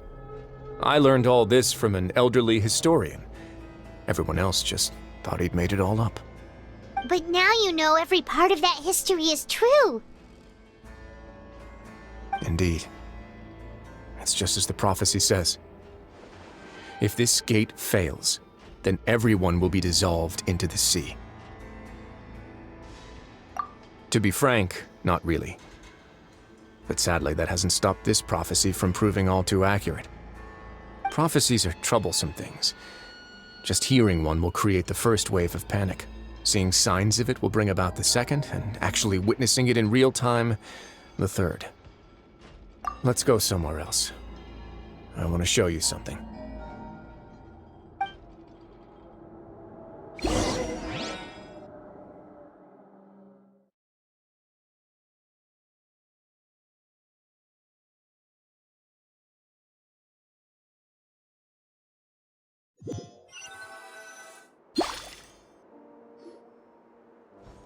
This is it.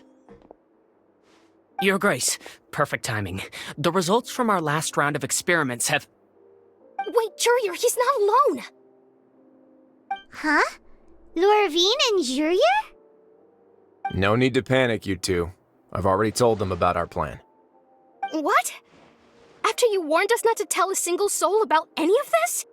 I'm skeptical as well. Are you sure they are trustworthy? The results speak for themselves, don't they? These two may already know more than you could ever imagine. All right then, if Your Grace insists. They seem harmless enough, so I'll trust them for now. Well, how about some reintroductions? This is Jurier, one of the highest-ranked researchers from the Fontaine Research Institute. He used to work under Edwin. I trust that you've heard of Edwin? Good. Saves me a bit of time explaining. Edwin's main areas of research were archaeum and gravimeters. As his assistant, Jurier is quite familiar with them as well. I hired him to be my technical consultant. You want to blow up the fortress of Meripede? Ah, what a lovely idea. I'm already imagining it in my head. Gotta admit, I'm tempted as well.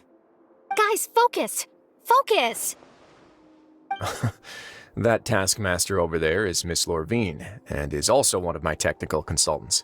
While Jurier used to be Edwin's assistant, she used to be Jurier's assistant. Ooh, are they together?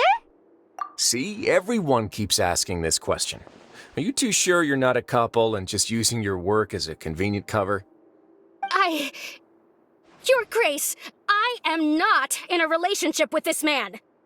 If I dated her, I'd officially be madder than Edwin. Jeez, forget I said anything then. Follow me. Whoa, there's another door that goes right up. Your constant amazement makes it seem like the fortress can do anything.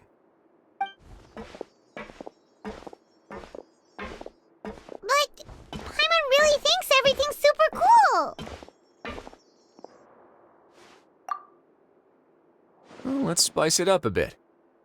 And here you go.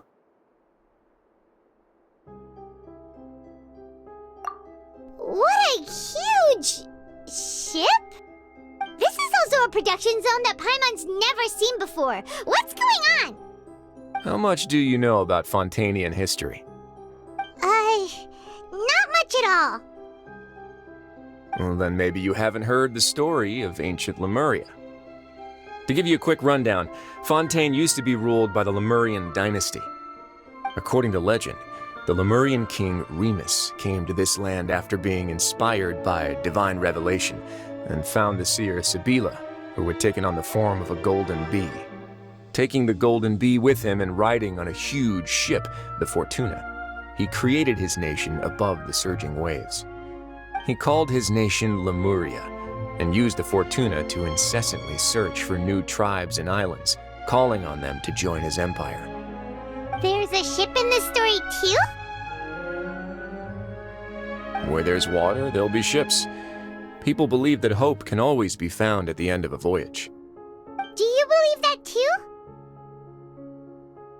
To a point, I think. As you've already seen, I have a whole factory's worth of labor, materials, and technology at my disposal. Certainly can't hurt to give it a try. So the moment I began to speculate that the primordial sea might lie underneath the gate, I also began this project. Were you inspired by the legendary Fortuna? Maybe. Fontainians need something to hold on to cope with the impending disaster. Were the workers to find out the truth behind this ship, riots would destroy the fortress faster than any catastrophe. As the fortress's administrator, I'd never make such a reckless call. All right, that's enough talking for now. I'll need another 3 cups of tea to soothe my throat. Do you have any other questions? Seems like you're good. Come on, I'll take you back.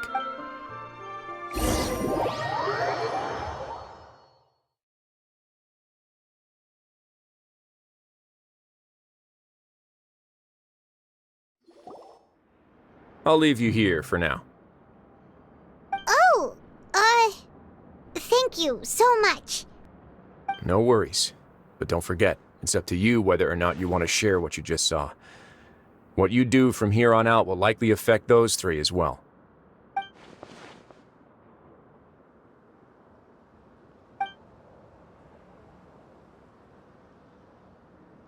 Yeah, we'll put a lot of thought into it for sure. Great. I look forward to what happens next.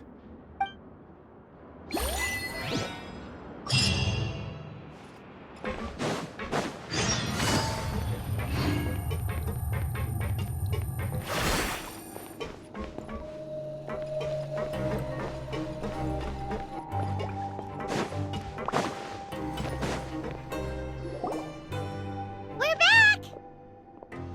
Welcome back. Do you want a cup of tea? How can you be so much like Risley, always drinking tea? Huh. Actually, now that you mention it, I just remembered something now. While I was sedated, I could still barely hear 2 people talking next to me. They were discussing everything, from the leaves to the water and even the teacups themselves. Must have been Risley and Sejuin. Yeah, I heard 1 male voice and 1 female, so it should have been the 2 of them. They really were just talking about brewing tea. I really can't make sense of this place. So, Traveler, Paimon, were you able to learn anything from Risley? Yeah, he explained everything. Very well. Then, would you mind checking your answers against my speculations? Yeah, I took the time to rest, so I'm feeling a lot more relaxed now. Nobody else is around, and Miss Sejuin is also busy with something or other, so let's just talk here. All right, then I'll posit my theories. I asked myself 3 questions. Firstly, why was Fremine affected by the primordial seawater? It was because he dove into the sea. My theory is, the long-lost primordial sea is probably very close to the fortress of Mirapede. Whoa, he's good. He got that right on the first try. That's our Lenny. Secondly, Risley's attitude changed dramatically during the course of our stay here.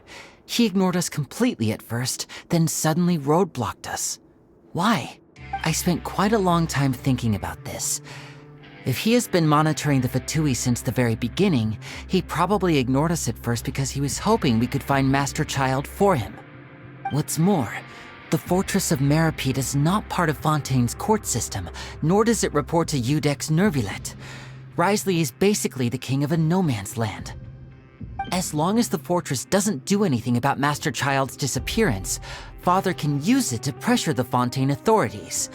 And while the two factions are pitted against each other, Wriothesley will be free to move between the parties of interest. If I had to guess, he probably has something that he's working on himself. It's likely related to the secret of the infirmary, but I just can't think of what it could be. You're super smart! Thanks so much. Then finally, there's the last question. If Wriothesley does have a plan, what could it be? All I know for now is that his plan probably has something to do with the changing nature of the seawater. He's even gotten Cloran to help him out. That can't be the full extent of what he's doing. There's probably a secret passageway behind the block in the infirmary, and there's something big in the fortress that most people here never get to see. He has a bargaining chip, and it could be important enough for Father to deal with him directly. I don't have enough information, so I have no idea what his chip might be. But let me guess. You have the last piece of the puzzle.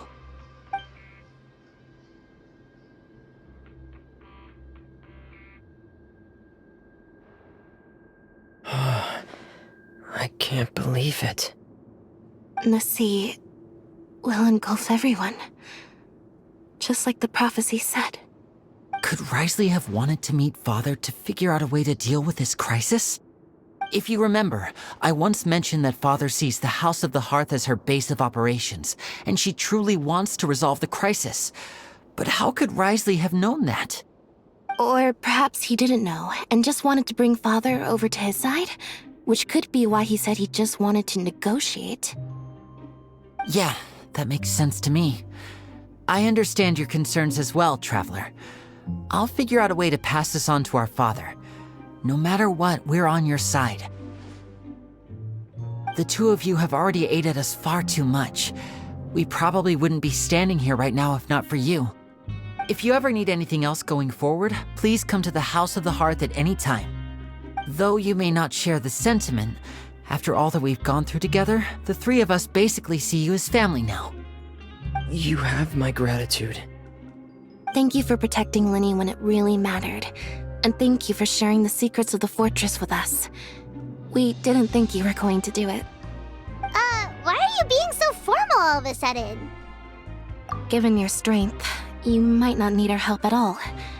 But if you are ever in danger, we will try our best to protect you. Aww, the sound of that makes Paimon feel all warm and safe inside. Paimon's hungry. Oh, you've done so much already. Go get some food. Alright, then we'll catch you guys another time.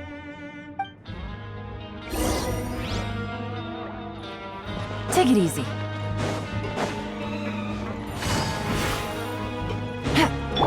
Yeah!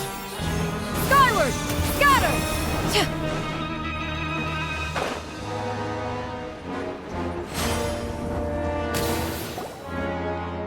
It's time for dinner. Welfare meals now being served in the coupon cafeteria. Come on, let's go pick up ours as well. Traveler and Paimon, over here. Are you here for dinner too, Miss Sijween? And I'm taking the opportunity to prepare Miss Cloran's dinner as well. Huh. You're right. She's actually sitting in the fortress cafeteria. What would you like to eat? Yep, you can. I've already talked to our chef, Mr. Woolsey. It's all on me today, so you can get whatever you'd like. Me too! Don't forget Paimon! No problem. Just leave it to me.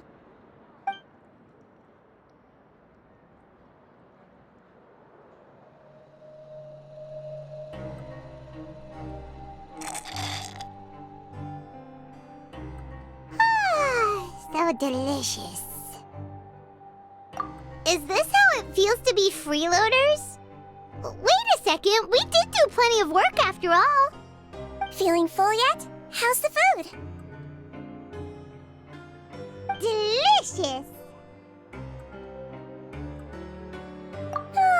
I'm so glad to see you all so happy. Oh, see, the expression on your face just now? The muscle here just moved, which suggests that you're feeling quite relaxed at the moment. Sijween, do you do this to help your patients or to better understand human beings? A bit of both, I suppose. I'm a Melazine, which means I'm very different from human beings. I must know what you're thinking if I want to take good care of you.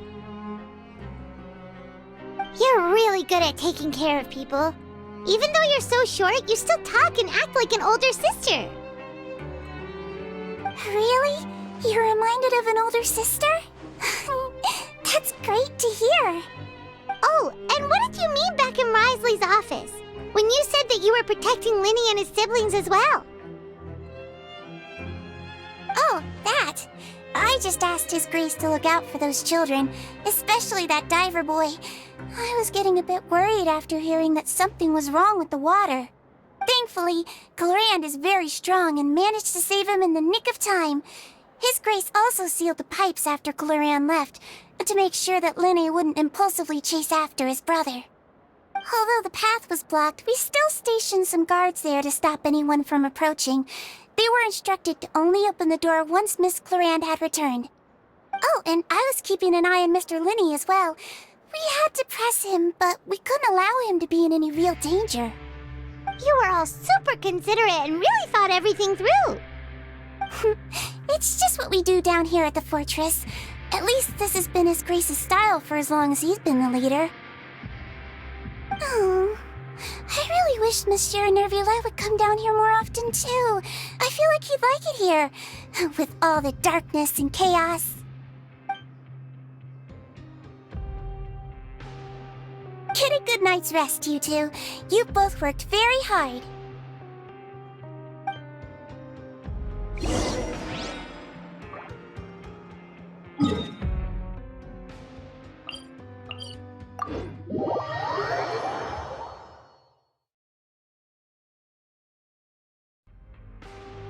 Yeah! Scatter!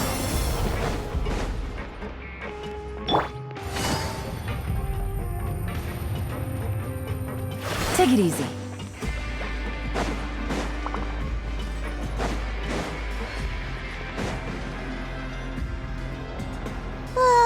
So much has happened.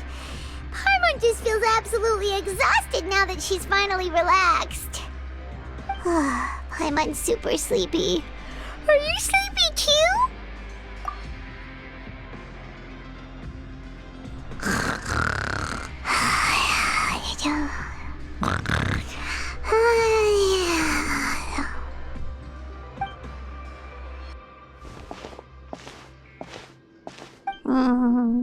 Delicious. Paimon wants seconds for free.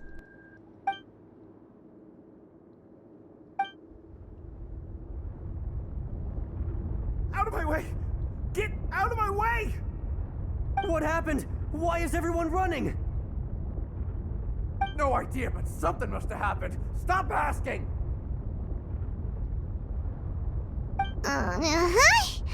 Who's yelling?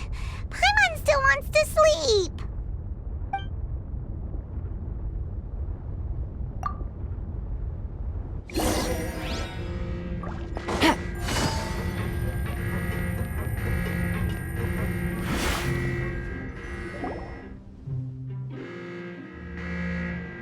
What happened? Why is everyone running around? Hey, what are you doing? No time to explain, mate. Goodbye! Hey, wait! What's wrong with these people? They won't even talk to us. They're here! There you are! Oh, thank goodness! Quisto and Lavaroon, do you know what happened here? We came here especially to inform you. Something seems to have gone terribly wrong just now.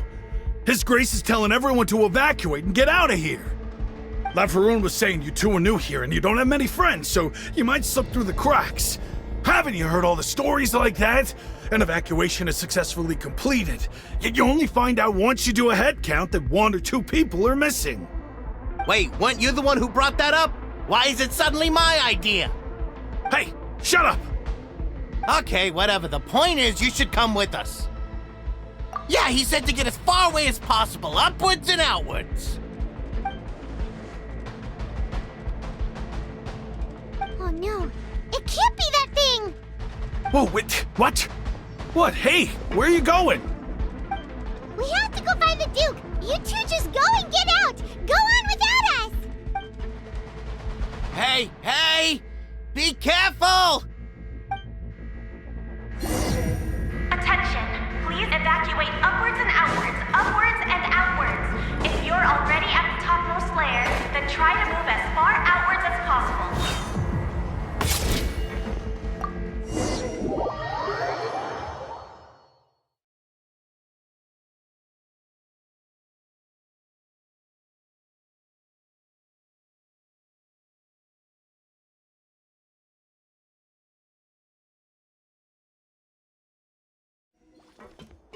Take it easy.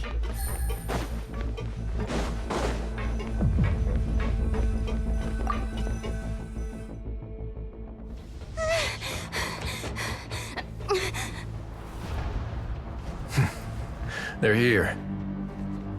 Just like I said. What happened?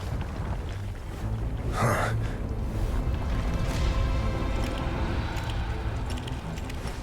You're just in time. But be ready to run.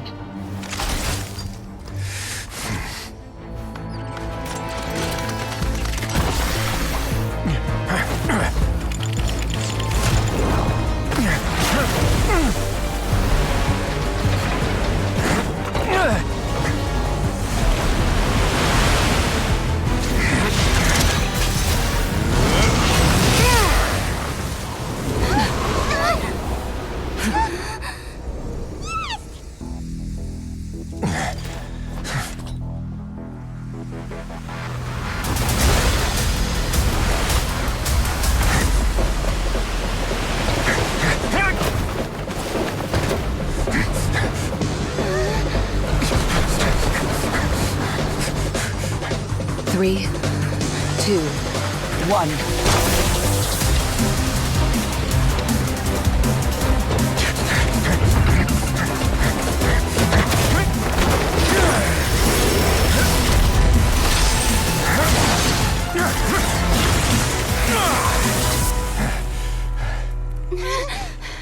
This won't hold it for long. Find Neuvillette. Tell him the defenses are about to collapse. Then what will happen to you? Until he arrives, we're the last line of defense.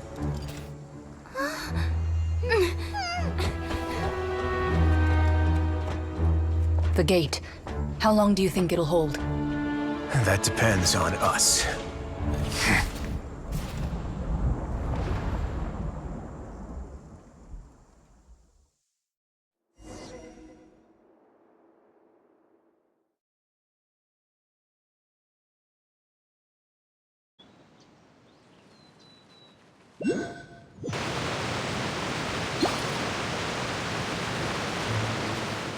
Neuvillette?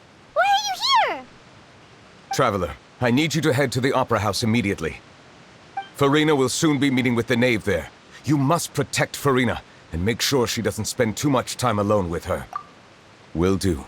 You have my sincerest gratitude.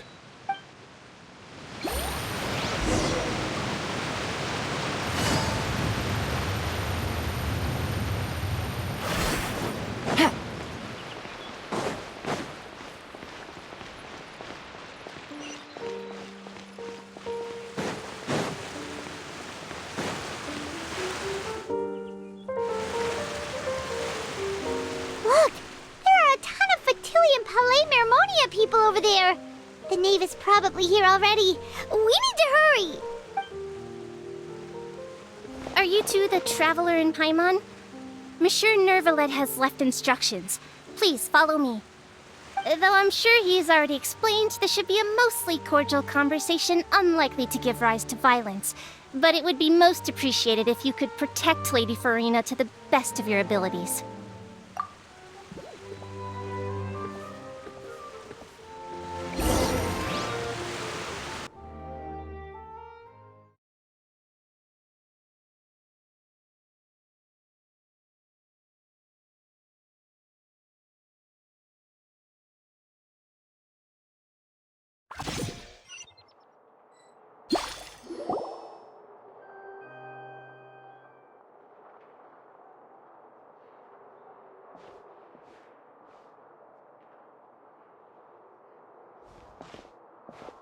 Oh, so you two are the honored guests Miss Farina mentioned.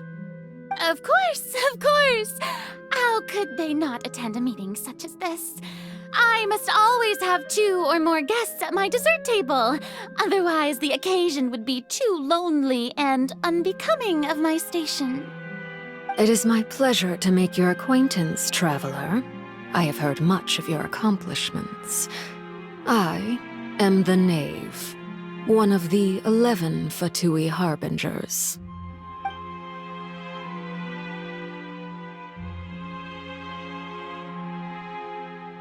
I've already prepared seats for you. Come, sit beside me. Perhaps you two are unaware of how Miss Farina and I do things. You see, we actually recently agreed to get together for tea when we had the time. See this? This is a limited type of confectionery that Miss Farina simply adores. There are only 16 slices sold every day. Here, why don't you and Paimon have a taste?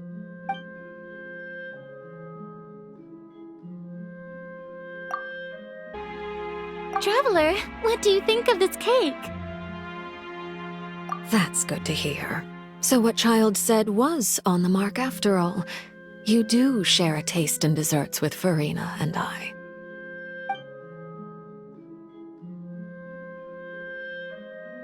I wonder how he's doing nowadays. You must have heard, right? He's suddenly gone missing. I'm really worried about his safety, you know. Here's to hoping that he's an excellent swimmer. Since we're talking about him, I feel like I should add something. His martial prowess really looked certainly pretty impressive, yeah.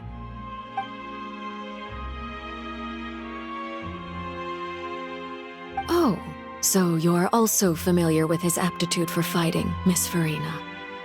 Oh, right. I almost forgot. Child was subdued by Udex Nuvillette right in front of you. Against ordinary people, my colleague would never be on the back foot. But alas, he just never imagined he'd run into such a person. I must express my admiration for Monsieur Nuvillette. Coming from you, that's not surprising at all. But I thought you would be happier to hear the news. Of course, but it's still a bit of a shame. You see, I would have been far happier had I received this news somewhat earlier. As you well know, a long time has passed since Child disappeared.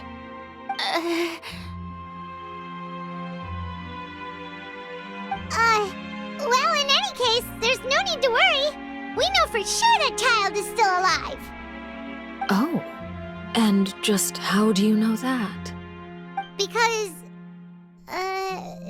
we found evidence that proved he left the Fortress of Mirapede. And where did he go after leaving the fortress? Well...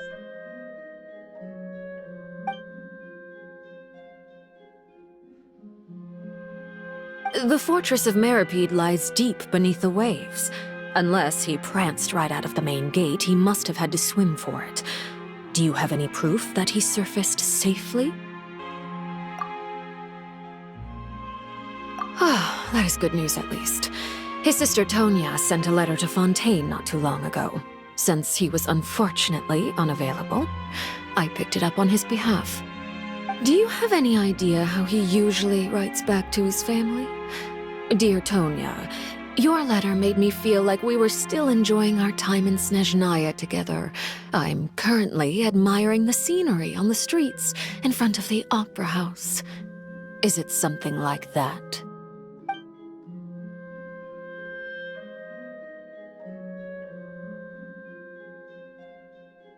All letters tend to follow the same few formats anyway, right? As long as the contents are accurate, it doesn't matter so much how it's written or how it's worded. Huh? Hold on. The water in the teacup is shaking.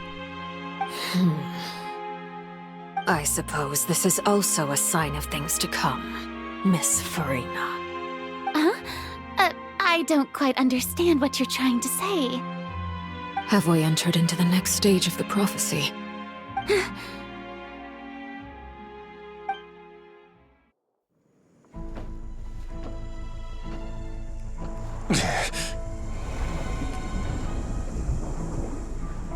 My thanks to you both. I will take it from here.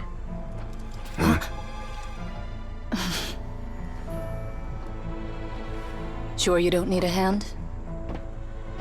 Quite sure. Wow. So, what's your secret, huh? Let me guess. Nah, who knows?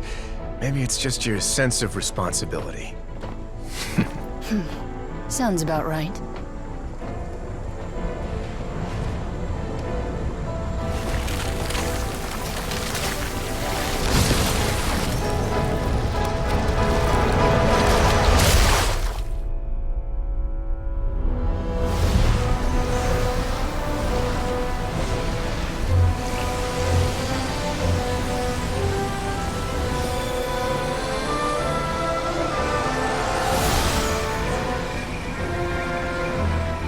Day may come when the prophecy is fulfilled, and the waters burst forth.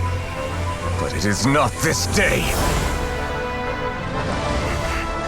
This ancient power could easily obliterate an entire race. A tsunami of fury would unleash endless catastrophe.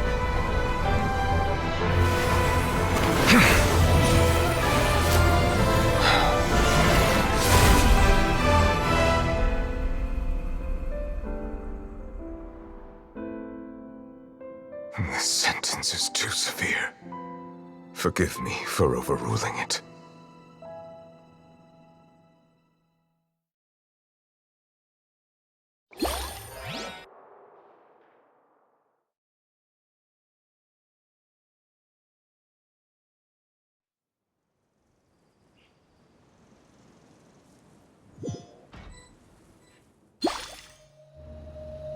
All right.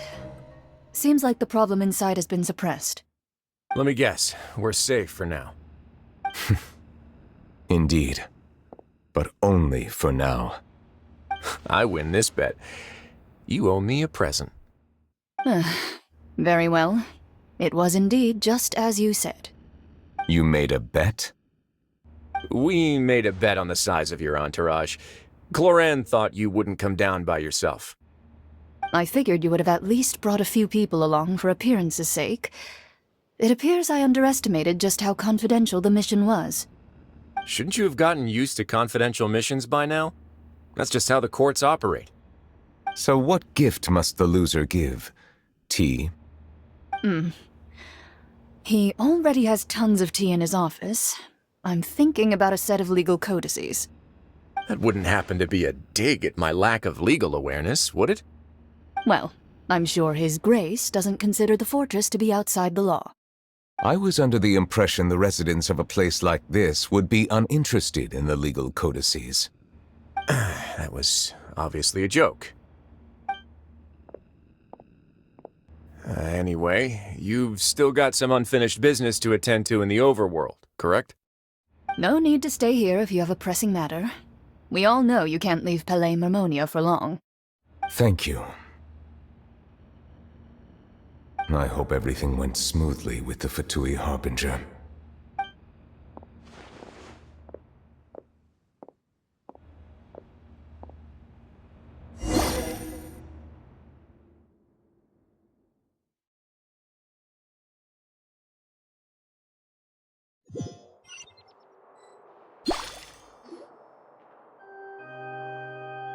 I must say, we've spent long enough playing house.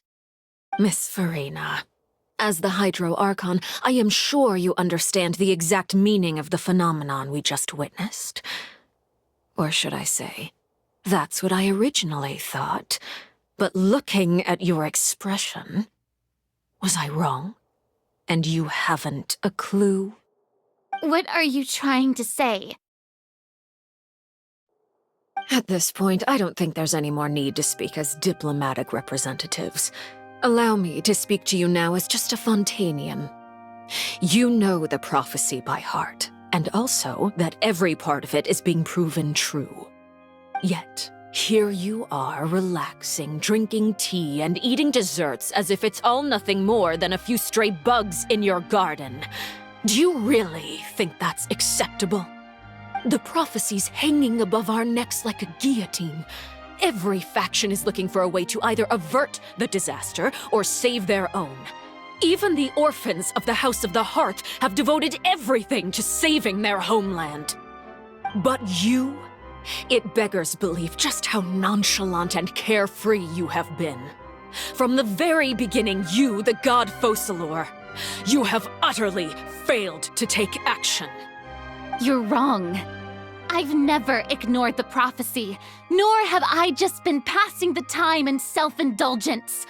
Retract your accusation and stop doubting the wisdom of the gods with such absurd conjectures. I am not alone in my doubts, you know. All the children of Fontaine may be harboring the exact same thoughts right now. Oh, great Hydro Archon. How are you going to save them? Save us? How are the people you've sworn to protect supposed to survive in a land that will soon disappear beneath the waves? I have my ways, and I've been working on them for all this time. Even if you look down upon me, you have no right to judge me. Fontaine will be saved. Even if I still cannot see the true future right now, as long as I continue on as I am, I will be able to hold my head up high.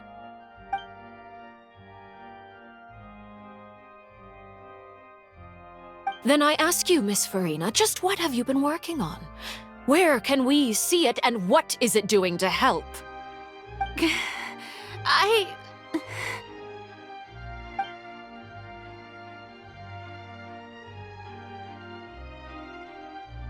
My machinations are just like the prophecy itself. They will only reveal themselves at the fated time. It is just that beings like yourselves are unable to perceive them as of yet. I see.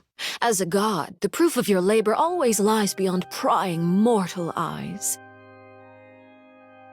Allow me to be so bold as to ask another way.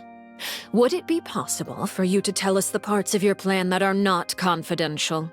Such as your emergency response plan for the impending disaster? An emergency response plan? Oh, that look in your eyes. Have you not even prepared one of those? The emergency response plan is also strictly confidential. Then allow me to jog your memory.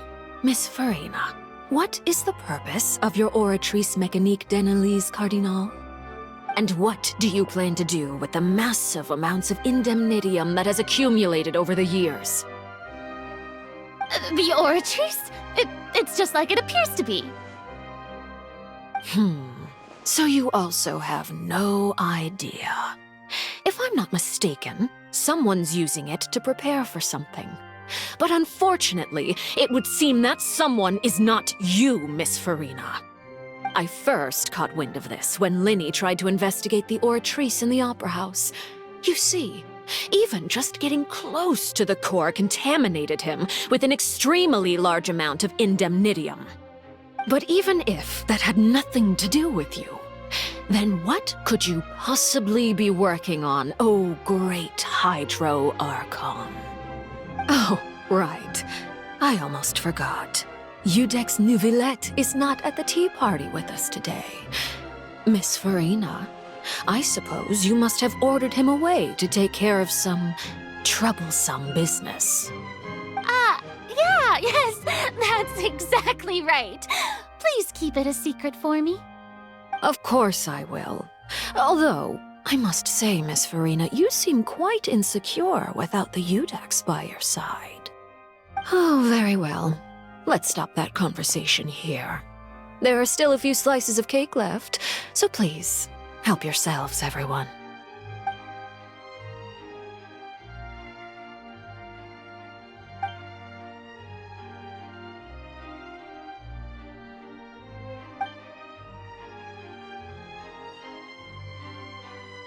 Traveler, I heard that you were recently commissioned to handle a few matters on behalf of the Udex.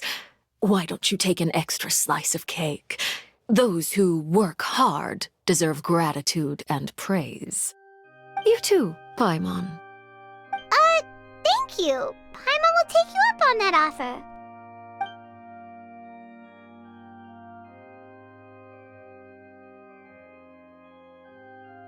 Oh, Paimon's super full. That cake was great. If it's on my tea table, it must be of the highest quality. Yes, and we must thank the knave for bringing these over as well. You're welcome. I'm sure the cake also felt greatly honored to be featured at Miss Farina's table, and I was merely catering to Miss Farina's tastes, seeking a chance to chat over tea. It is getting late. Why don't we call it a day? There are still a few matters that I need to take care of, so I must take my leave now. Very well. We'll end it here. Mind seeing me off, Traveler? We could use the opportunity to discuss Child before I must be on my way. Paimon's coming too!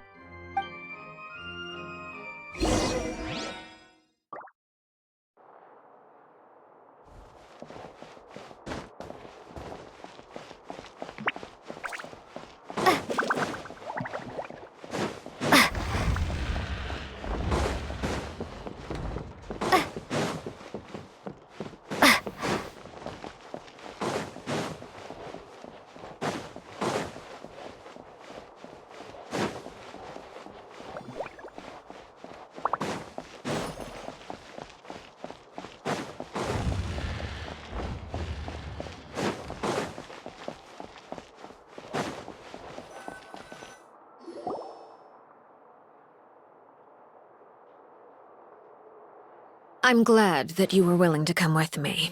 Of course, Child was just an excuse. I have no interest in your dealings with him.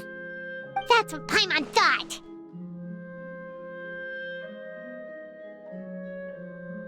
You lent your aid to the children of the House of the Hearth.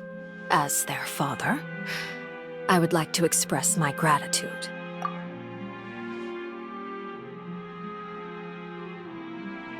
That was all. Formal topics should be discussed in formal settings, and informal topics in informal settings. I know you just returned from the fortress of Meripede. Relax. I have no intention of trying to get anything out of you. Linny, Lynette, and Fremine are still there, and I trust their judgment and abilities. They've all been working very hard and have always done all they can to fight back against anyone who tried to stop them, especially Linny. You mean Ridesley. He's a tricky one to deal with. It's unfortunate that Linny's so eager to prove himself that he can't learn to rely on others, including me. By the way, and you can just consider this a bit of idle gossip, but what's your impression of Farina? You are outside of our disputes, and the freest person in all of Fontaine, able to move around most easily. Allow me to share my perspective with you. And that's everything that happened during the trial. Master Child was declared guilty and immediately transported to the Fortress of Meripede. Didn't he say he was coming here on vacation? Does he not feel an ounce of shame for all the trouble he has caused? I... Forget it. he did give us an opportunity. I will be meeting someone shortly. Do you require help with any preparations? No need. I will take care of it myself. I need to meet with Farina, the Hydro Archon. She is at the heart of Fontaine. But what's fascinating about her is that she often seems more like a celebrity than a working Archon. Oh? Come over here, you little critter, you! You dare to run from me? Stop right this instant! My goal is just to discover the location of the Gnosis. But I didn't expect the chance to approach Farina to be handed to me on a silver platter. This is so easy, it's actually making me a bit suspicious. Anything left unguarded is usually just bait. But no one will blame someone for taking the bait. After all, from the moment it was attached to the hook, the bait is meant to be sacrificed. It's just as I guessed in the second before I struck. The Hydronosis is not currently held by the Archon. In fact, this Archon doesn't seem like a god at all. And I sense that she's under some kind of curse. Who are you? And what are you trying to do? Please don't kill me! I'm begging you, please! The fear in her pupils is genuine, so perhaps she's not bait after all. Either way, targeting her has lost all meaning. I left the scene with ease. Nobody came looking for me, and nobody could serve as a witness to my near assassination of Focalor. I suspect even Farina dares not mention this incident to anyone. Not long after, my informants confirmed what I had guessed. After returning to her quarters, Farina quietly cried alone. She was so scared that she could not sleep that night, nor could she even bring herself to eat her cake. There's no doubt that there's something wrong with her. I began to entertain the possibility that she is not the true Hydro Archon. Perhaps Iudex Neuvillette is actually the genuine article. I have to find the Gnosis. If the Neuvillette hypothesis is correct, he is probably in possession of it. Alternatively, it might have been hidden in a place that's hard for ordinary people to access. Yes, Father. My dear children, please speak. News from the fortress of Meripede. Master Child has gone missing. On top of that, the contacts and guards we bribed at the fortress have all gone quiet as well. Probably the handiwork of that Ridesley. I'm afraid so. This is a good opportunity. The value of a Harbinger is much higher than most would imagine. We now have an excuse to exert diplomatic pressure on the Fontaine authorities. Set up a meeting for me. I would like to meet the Hydro Archon and Iudex Neuvillette. Oh, and I have an additional mission for you three. Yes, Father. Tartaglia's disappearance was not a part of my plan, but I can use it to make a breakthrough. With this as my excuse, I can ask for an official audience and continue my investigation of Farina and Iudex Neuvillette. The initiative belongs to the House of the Hearth. My wish to investigate the fortress of Meripede will be a front. Linny and his group will be responsible for the actual intelligence gathering.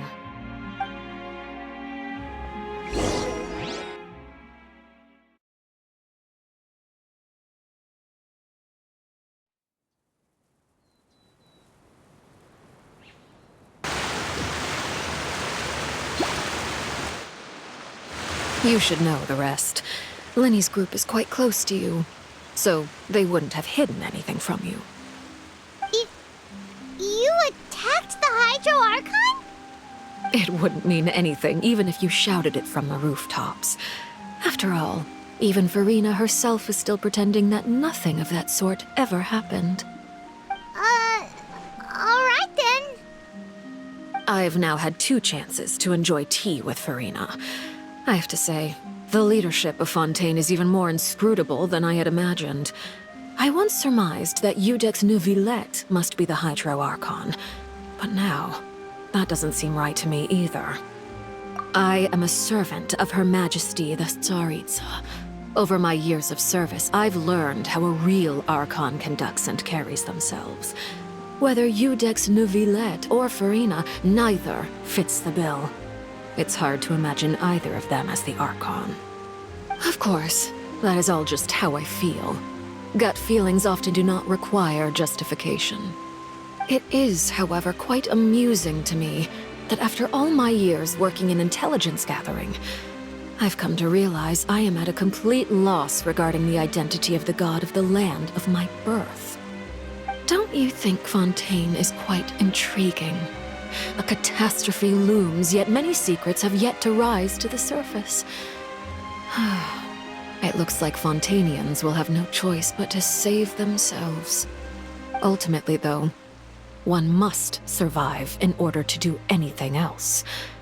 Should the need arise, I would be happy to cooperate with you. You don't need to commit to anything right now, of course. I have a feeling that the situation will continue to evolve, and as your name is often connected with noble deeds, I'm sure we will work together someday. He certainly returned quickly. You must want to catch up with each other, so I'll leave you to him.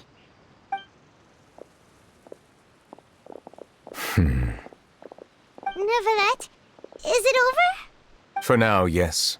But this issue will prove quite thorny in the long term. I'm concerned that sooner or later the prophesized events will occur. Thank you for protecting Farina.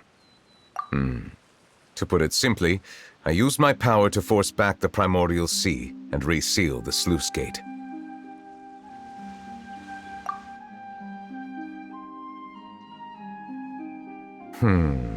So as expected, the Knave has turned up the pressure on Farina. She's trying to feel her out, though I'm still unsure as to her motives.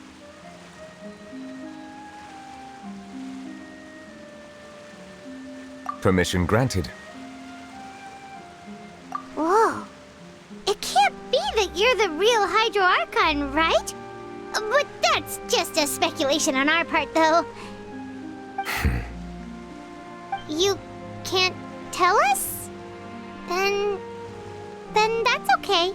We can talk about something else. We won't try to force you. You guys in Fontaine are super strange. If by the phrase, "you guys," you are referring to Farina and I, then although I'm not sure just what you are trying to imply, I must clarify that I do not share her positions on a multitude of topics. I believe so. The fortress has a long and complex history. It has seen much grief and suffering. And now, another catastrophe will soon be upon us. I mourn this turn of events.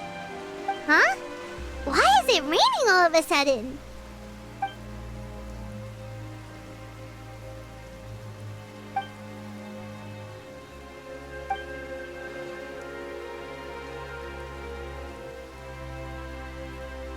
You may be closer to the truth than you think. Oh? And what are you thinking? The dragon of... what?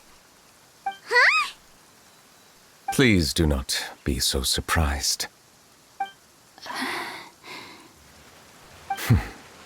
Farina?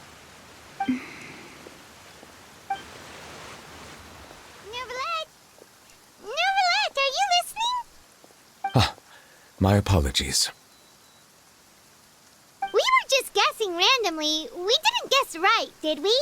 You're not actually the dragon sovereign of water, right? Well, if you don't want to confirm or deny... You guessed correctly. I sincerely hope you'll be able to keep this a secret for me. Right, of course. We'll definitely help you keep it a secret. There's still something Paimon wants to ask you, though. Please, go ahead. Well, if you are the dragon sovereign of water, and you were able to force back the primordial sea from the fortress, then since Fontaine's prophecy is all about seawater, couldn't you just use your power to solve the crisis?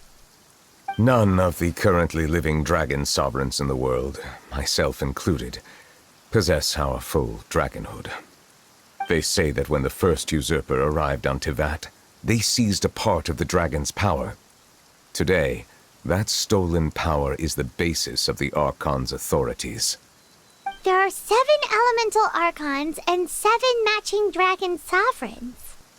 The dragon sovereign of water who lived through that era perished a long time ago. As their successor, I know far less of that part of our ancient history. In any case, I believe I will not be able to do much unless the Archon disappears and returns their elemental authority to me. Given the status quo, however, I would recommend finding another way to deal with the prophecy. Oh, so even you can't solve it. I still have some urgent matters to attend to at my office. If you have any more questions regarding ancient history, you are welcome to discuss them with me at a later time. Please go right ahead. There's a place that Paimon wants to go too. Traveler, why don't we pay another visit to the Fortress of Meripede? Paimon is a little worried. We'll see you another time. Take care.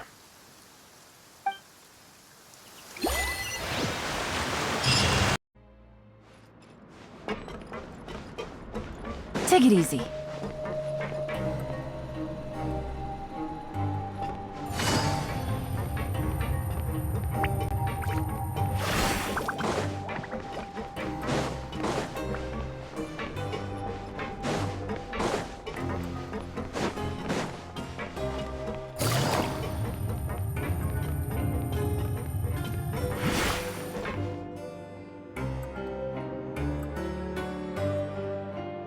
Now guess, what suit will this next card be? A bare-teeth cat? Well, well, look who it is. Traveler, Paimon. Hello, everyone. Looks like you're recovering nicely from it, eh? Mm-hmm. Thanks to everyone's support. Oh, right. I managed to work up the courage to thank Miss Clarant in person. Whoa, how did she react? She told me that it was nothing.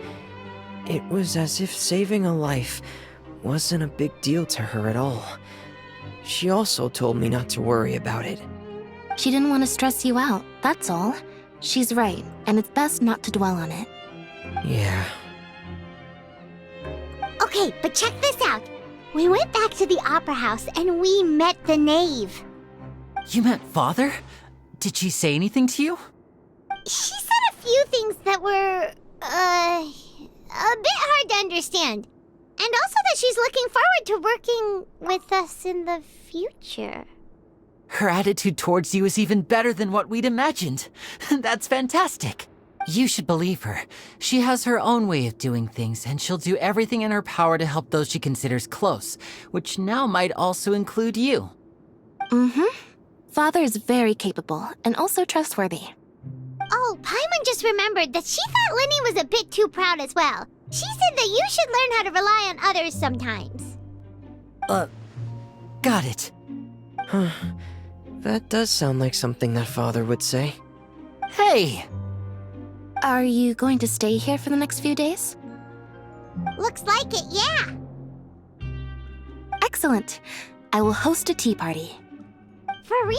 Then Paimon wants another serving of cake. Another implies that you were already served some delicious cake while you were up there. How lovely. Well, next time, you're going to have tea and snacks with us.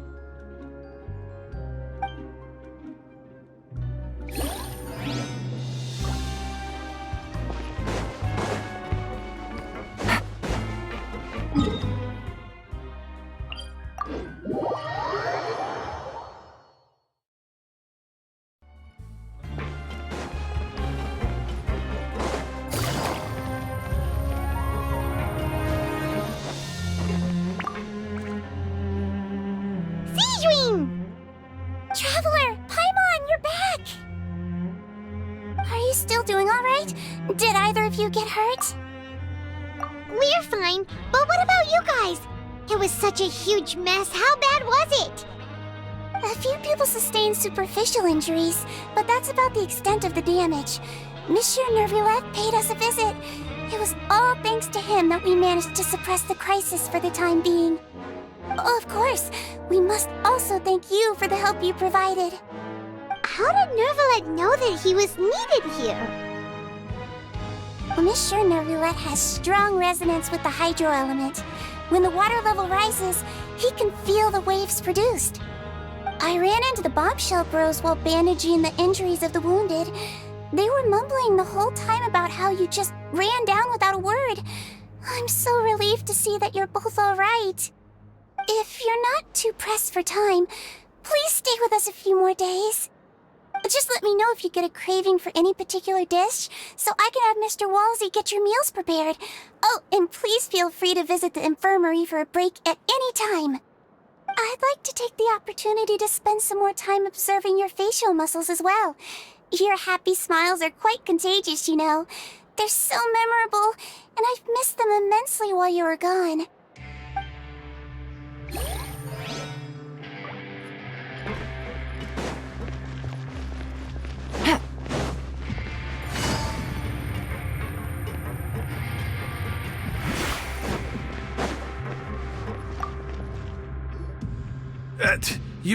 You guys are back? You guys didn't get caught and thrown back down here, right? Huh? No, not at all. And here I thought you'd managed to escape from jail during all the commotion. I'd held you up as legendary jailbreakers, but now you're telling me you just never left? We're sorry, but we just had some business to take care of. All right. There's no need to get caught up in the details. We're just relieved to see you. He was super worried about you, you know. Hey, it wasn't just me. Weren't you super worried as well? Something like that, yeah. I was also transferred to work in the kitchen a few days ago. I can still hear Quisto mumbling to the carrots. Are those two all right? Do you think they made it out alive? Whenever he'd say that, I'd tell him I'm sure they're fine. Wherever they are, they're kicking back with drinks in hand, enjoying the lovely scenery. Hey, there's nothing wrong with worrying about your prison pals, is there? I mean, considering how they always love listening to all my gossip. These two, they sure are a lot warmer and friendlier than when Paimon first met them. Oh, well, if you say so. I'll be watching you to make sure you finish every last bite.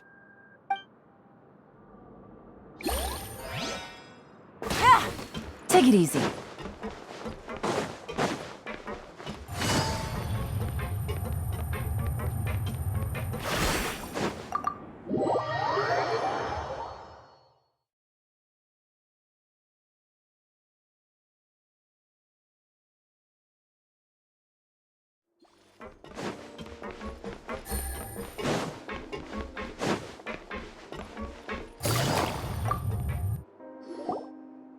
Courier, Miss Sijween told me you still haven't eaten. Yeah, I was working on something, so I forgot. That's no excuse for... Huh? It's you two. Lurvine, we're back! Hello there. It's been quite the mess here recently. How have you been? And you? Are you still taking the secret passageway from the infirmary to work on the ship? Yep. That is still top secret, though, so don't say a word to anyone. It can be a bit annoying when there are lots of people in the infirmary, but I still prefer taking that route over the one from the Duke's office. I mean, the infirmary does make it easier for you to slack off. Oh yeah? Then why are you also here so much? You two really are just using your jobs as a cover for your relationship, aren't you? Not at all!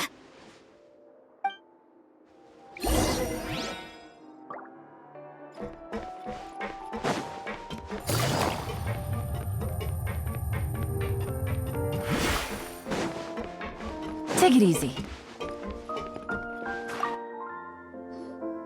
Do my eyes deceive me, or did I just see 2 inmates come back after making it to the surface?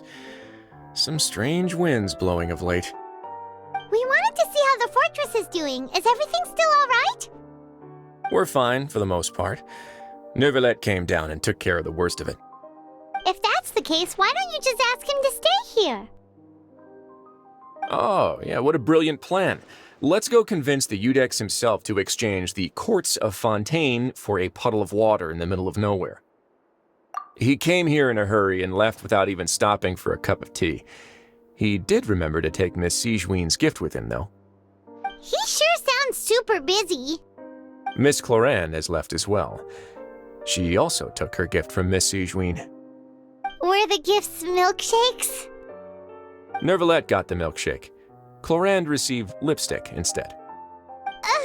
Those aren't even remotely alike. Well, it's Neuvillette's own fault for making Sigewinne worried about his health by working so much. But besides that, our head nurse is still pretty fond of picking out beauty products for the ladies. Oh, and I have some gifts here for you as well. Are these from Sigewinne too? Nope, they're from yours truly. You've already wrapped up your work at the fortress, so you can return to the surface at any time. You haven't yet served your full prison term, however, so you may continue to use your cell until your term is up. For real? Then we could stay here for a really long time? You may access the cafeteria for free. Hooray! Just remember to come complete your paperwork once it's time for your release.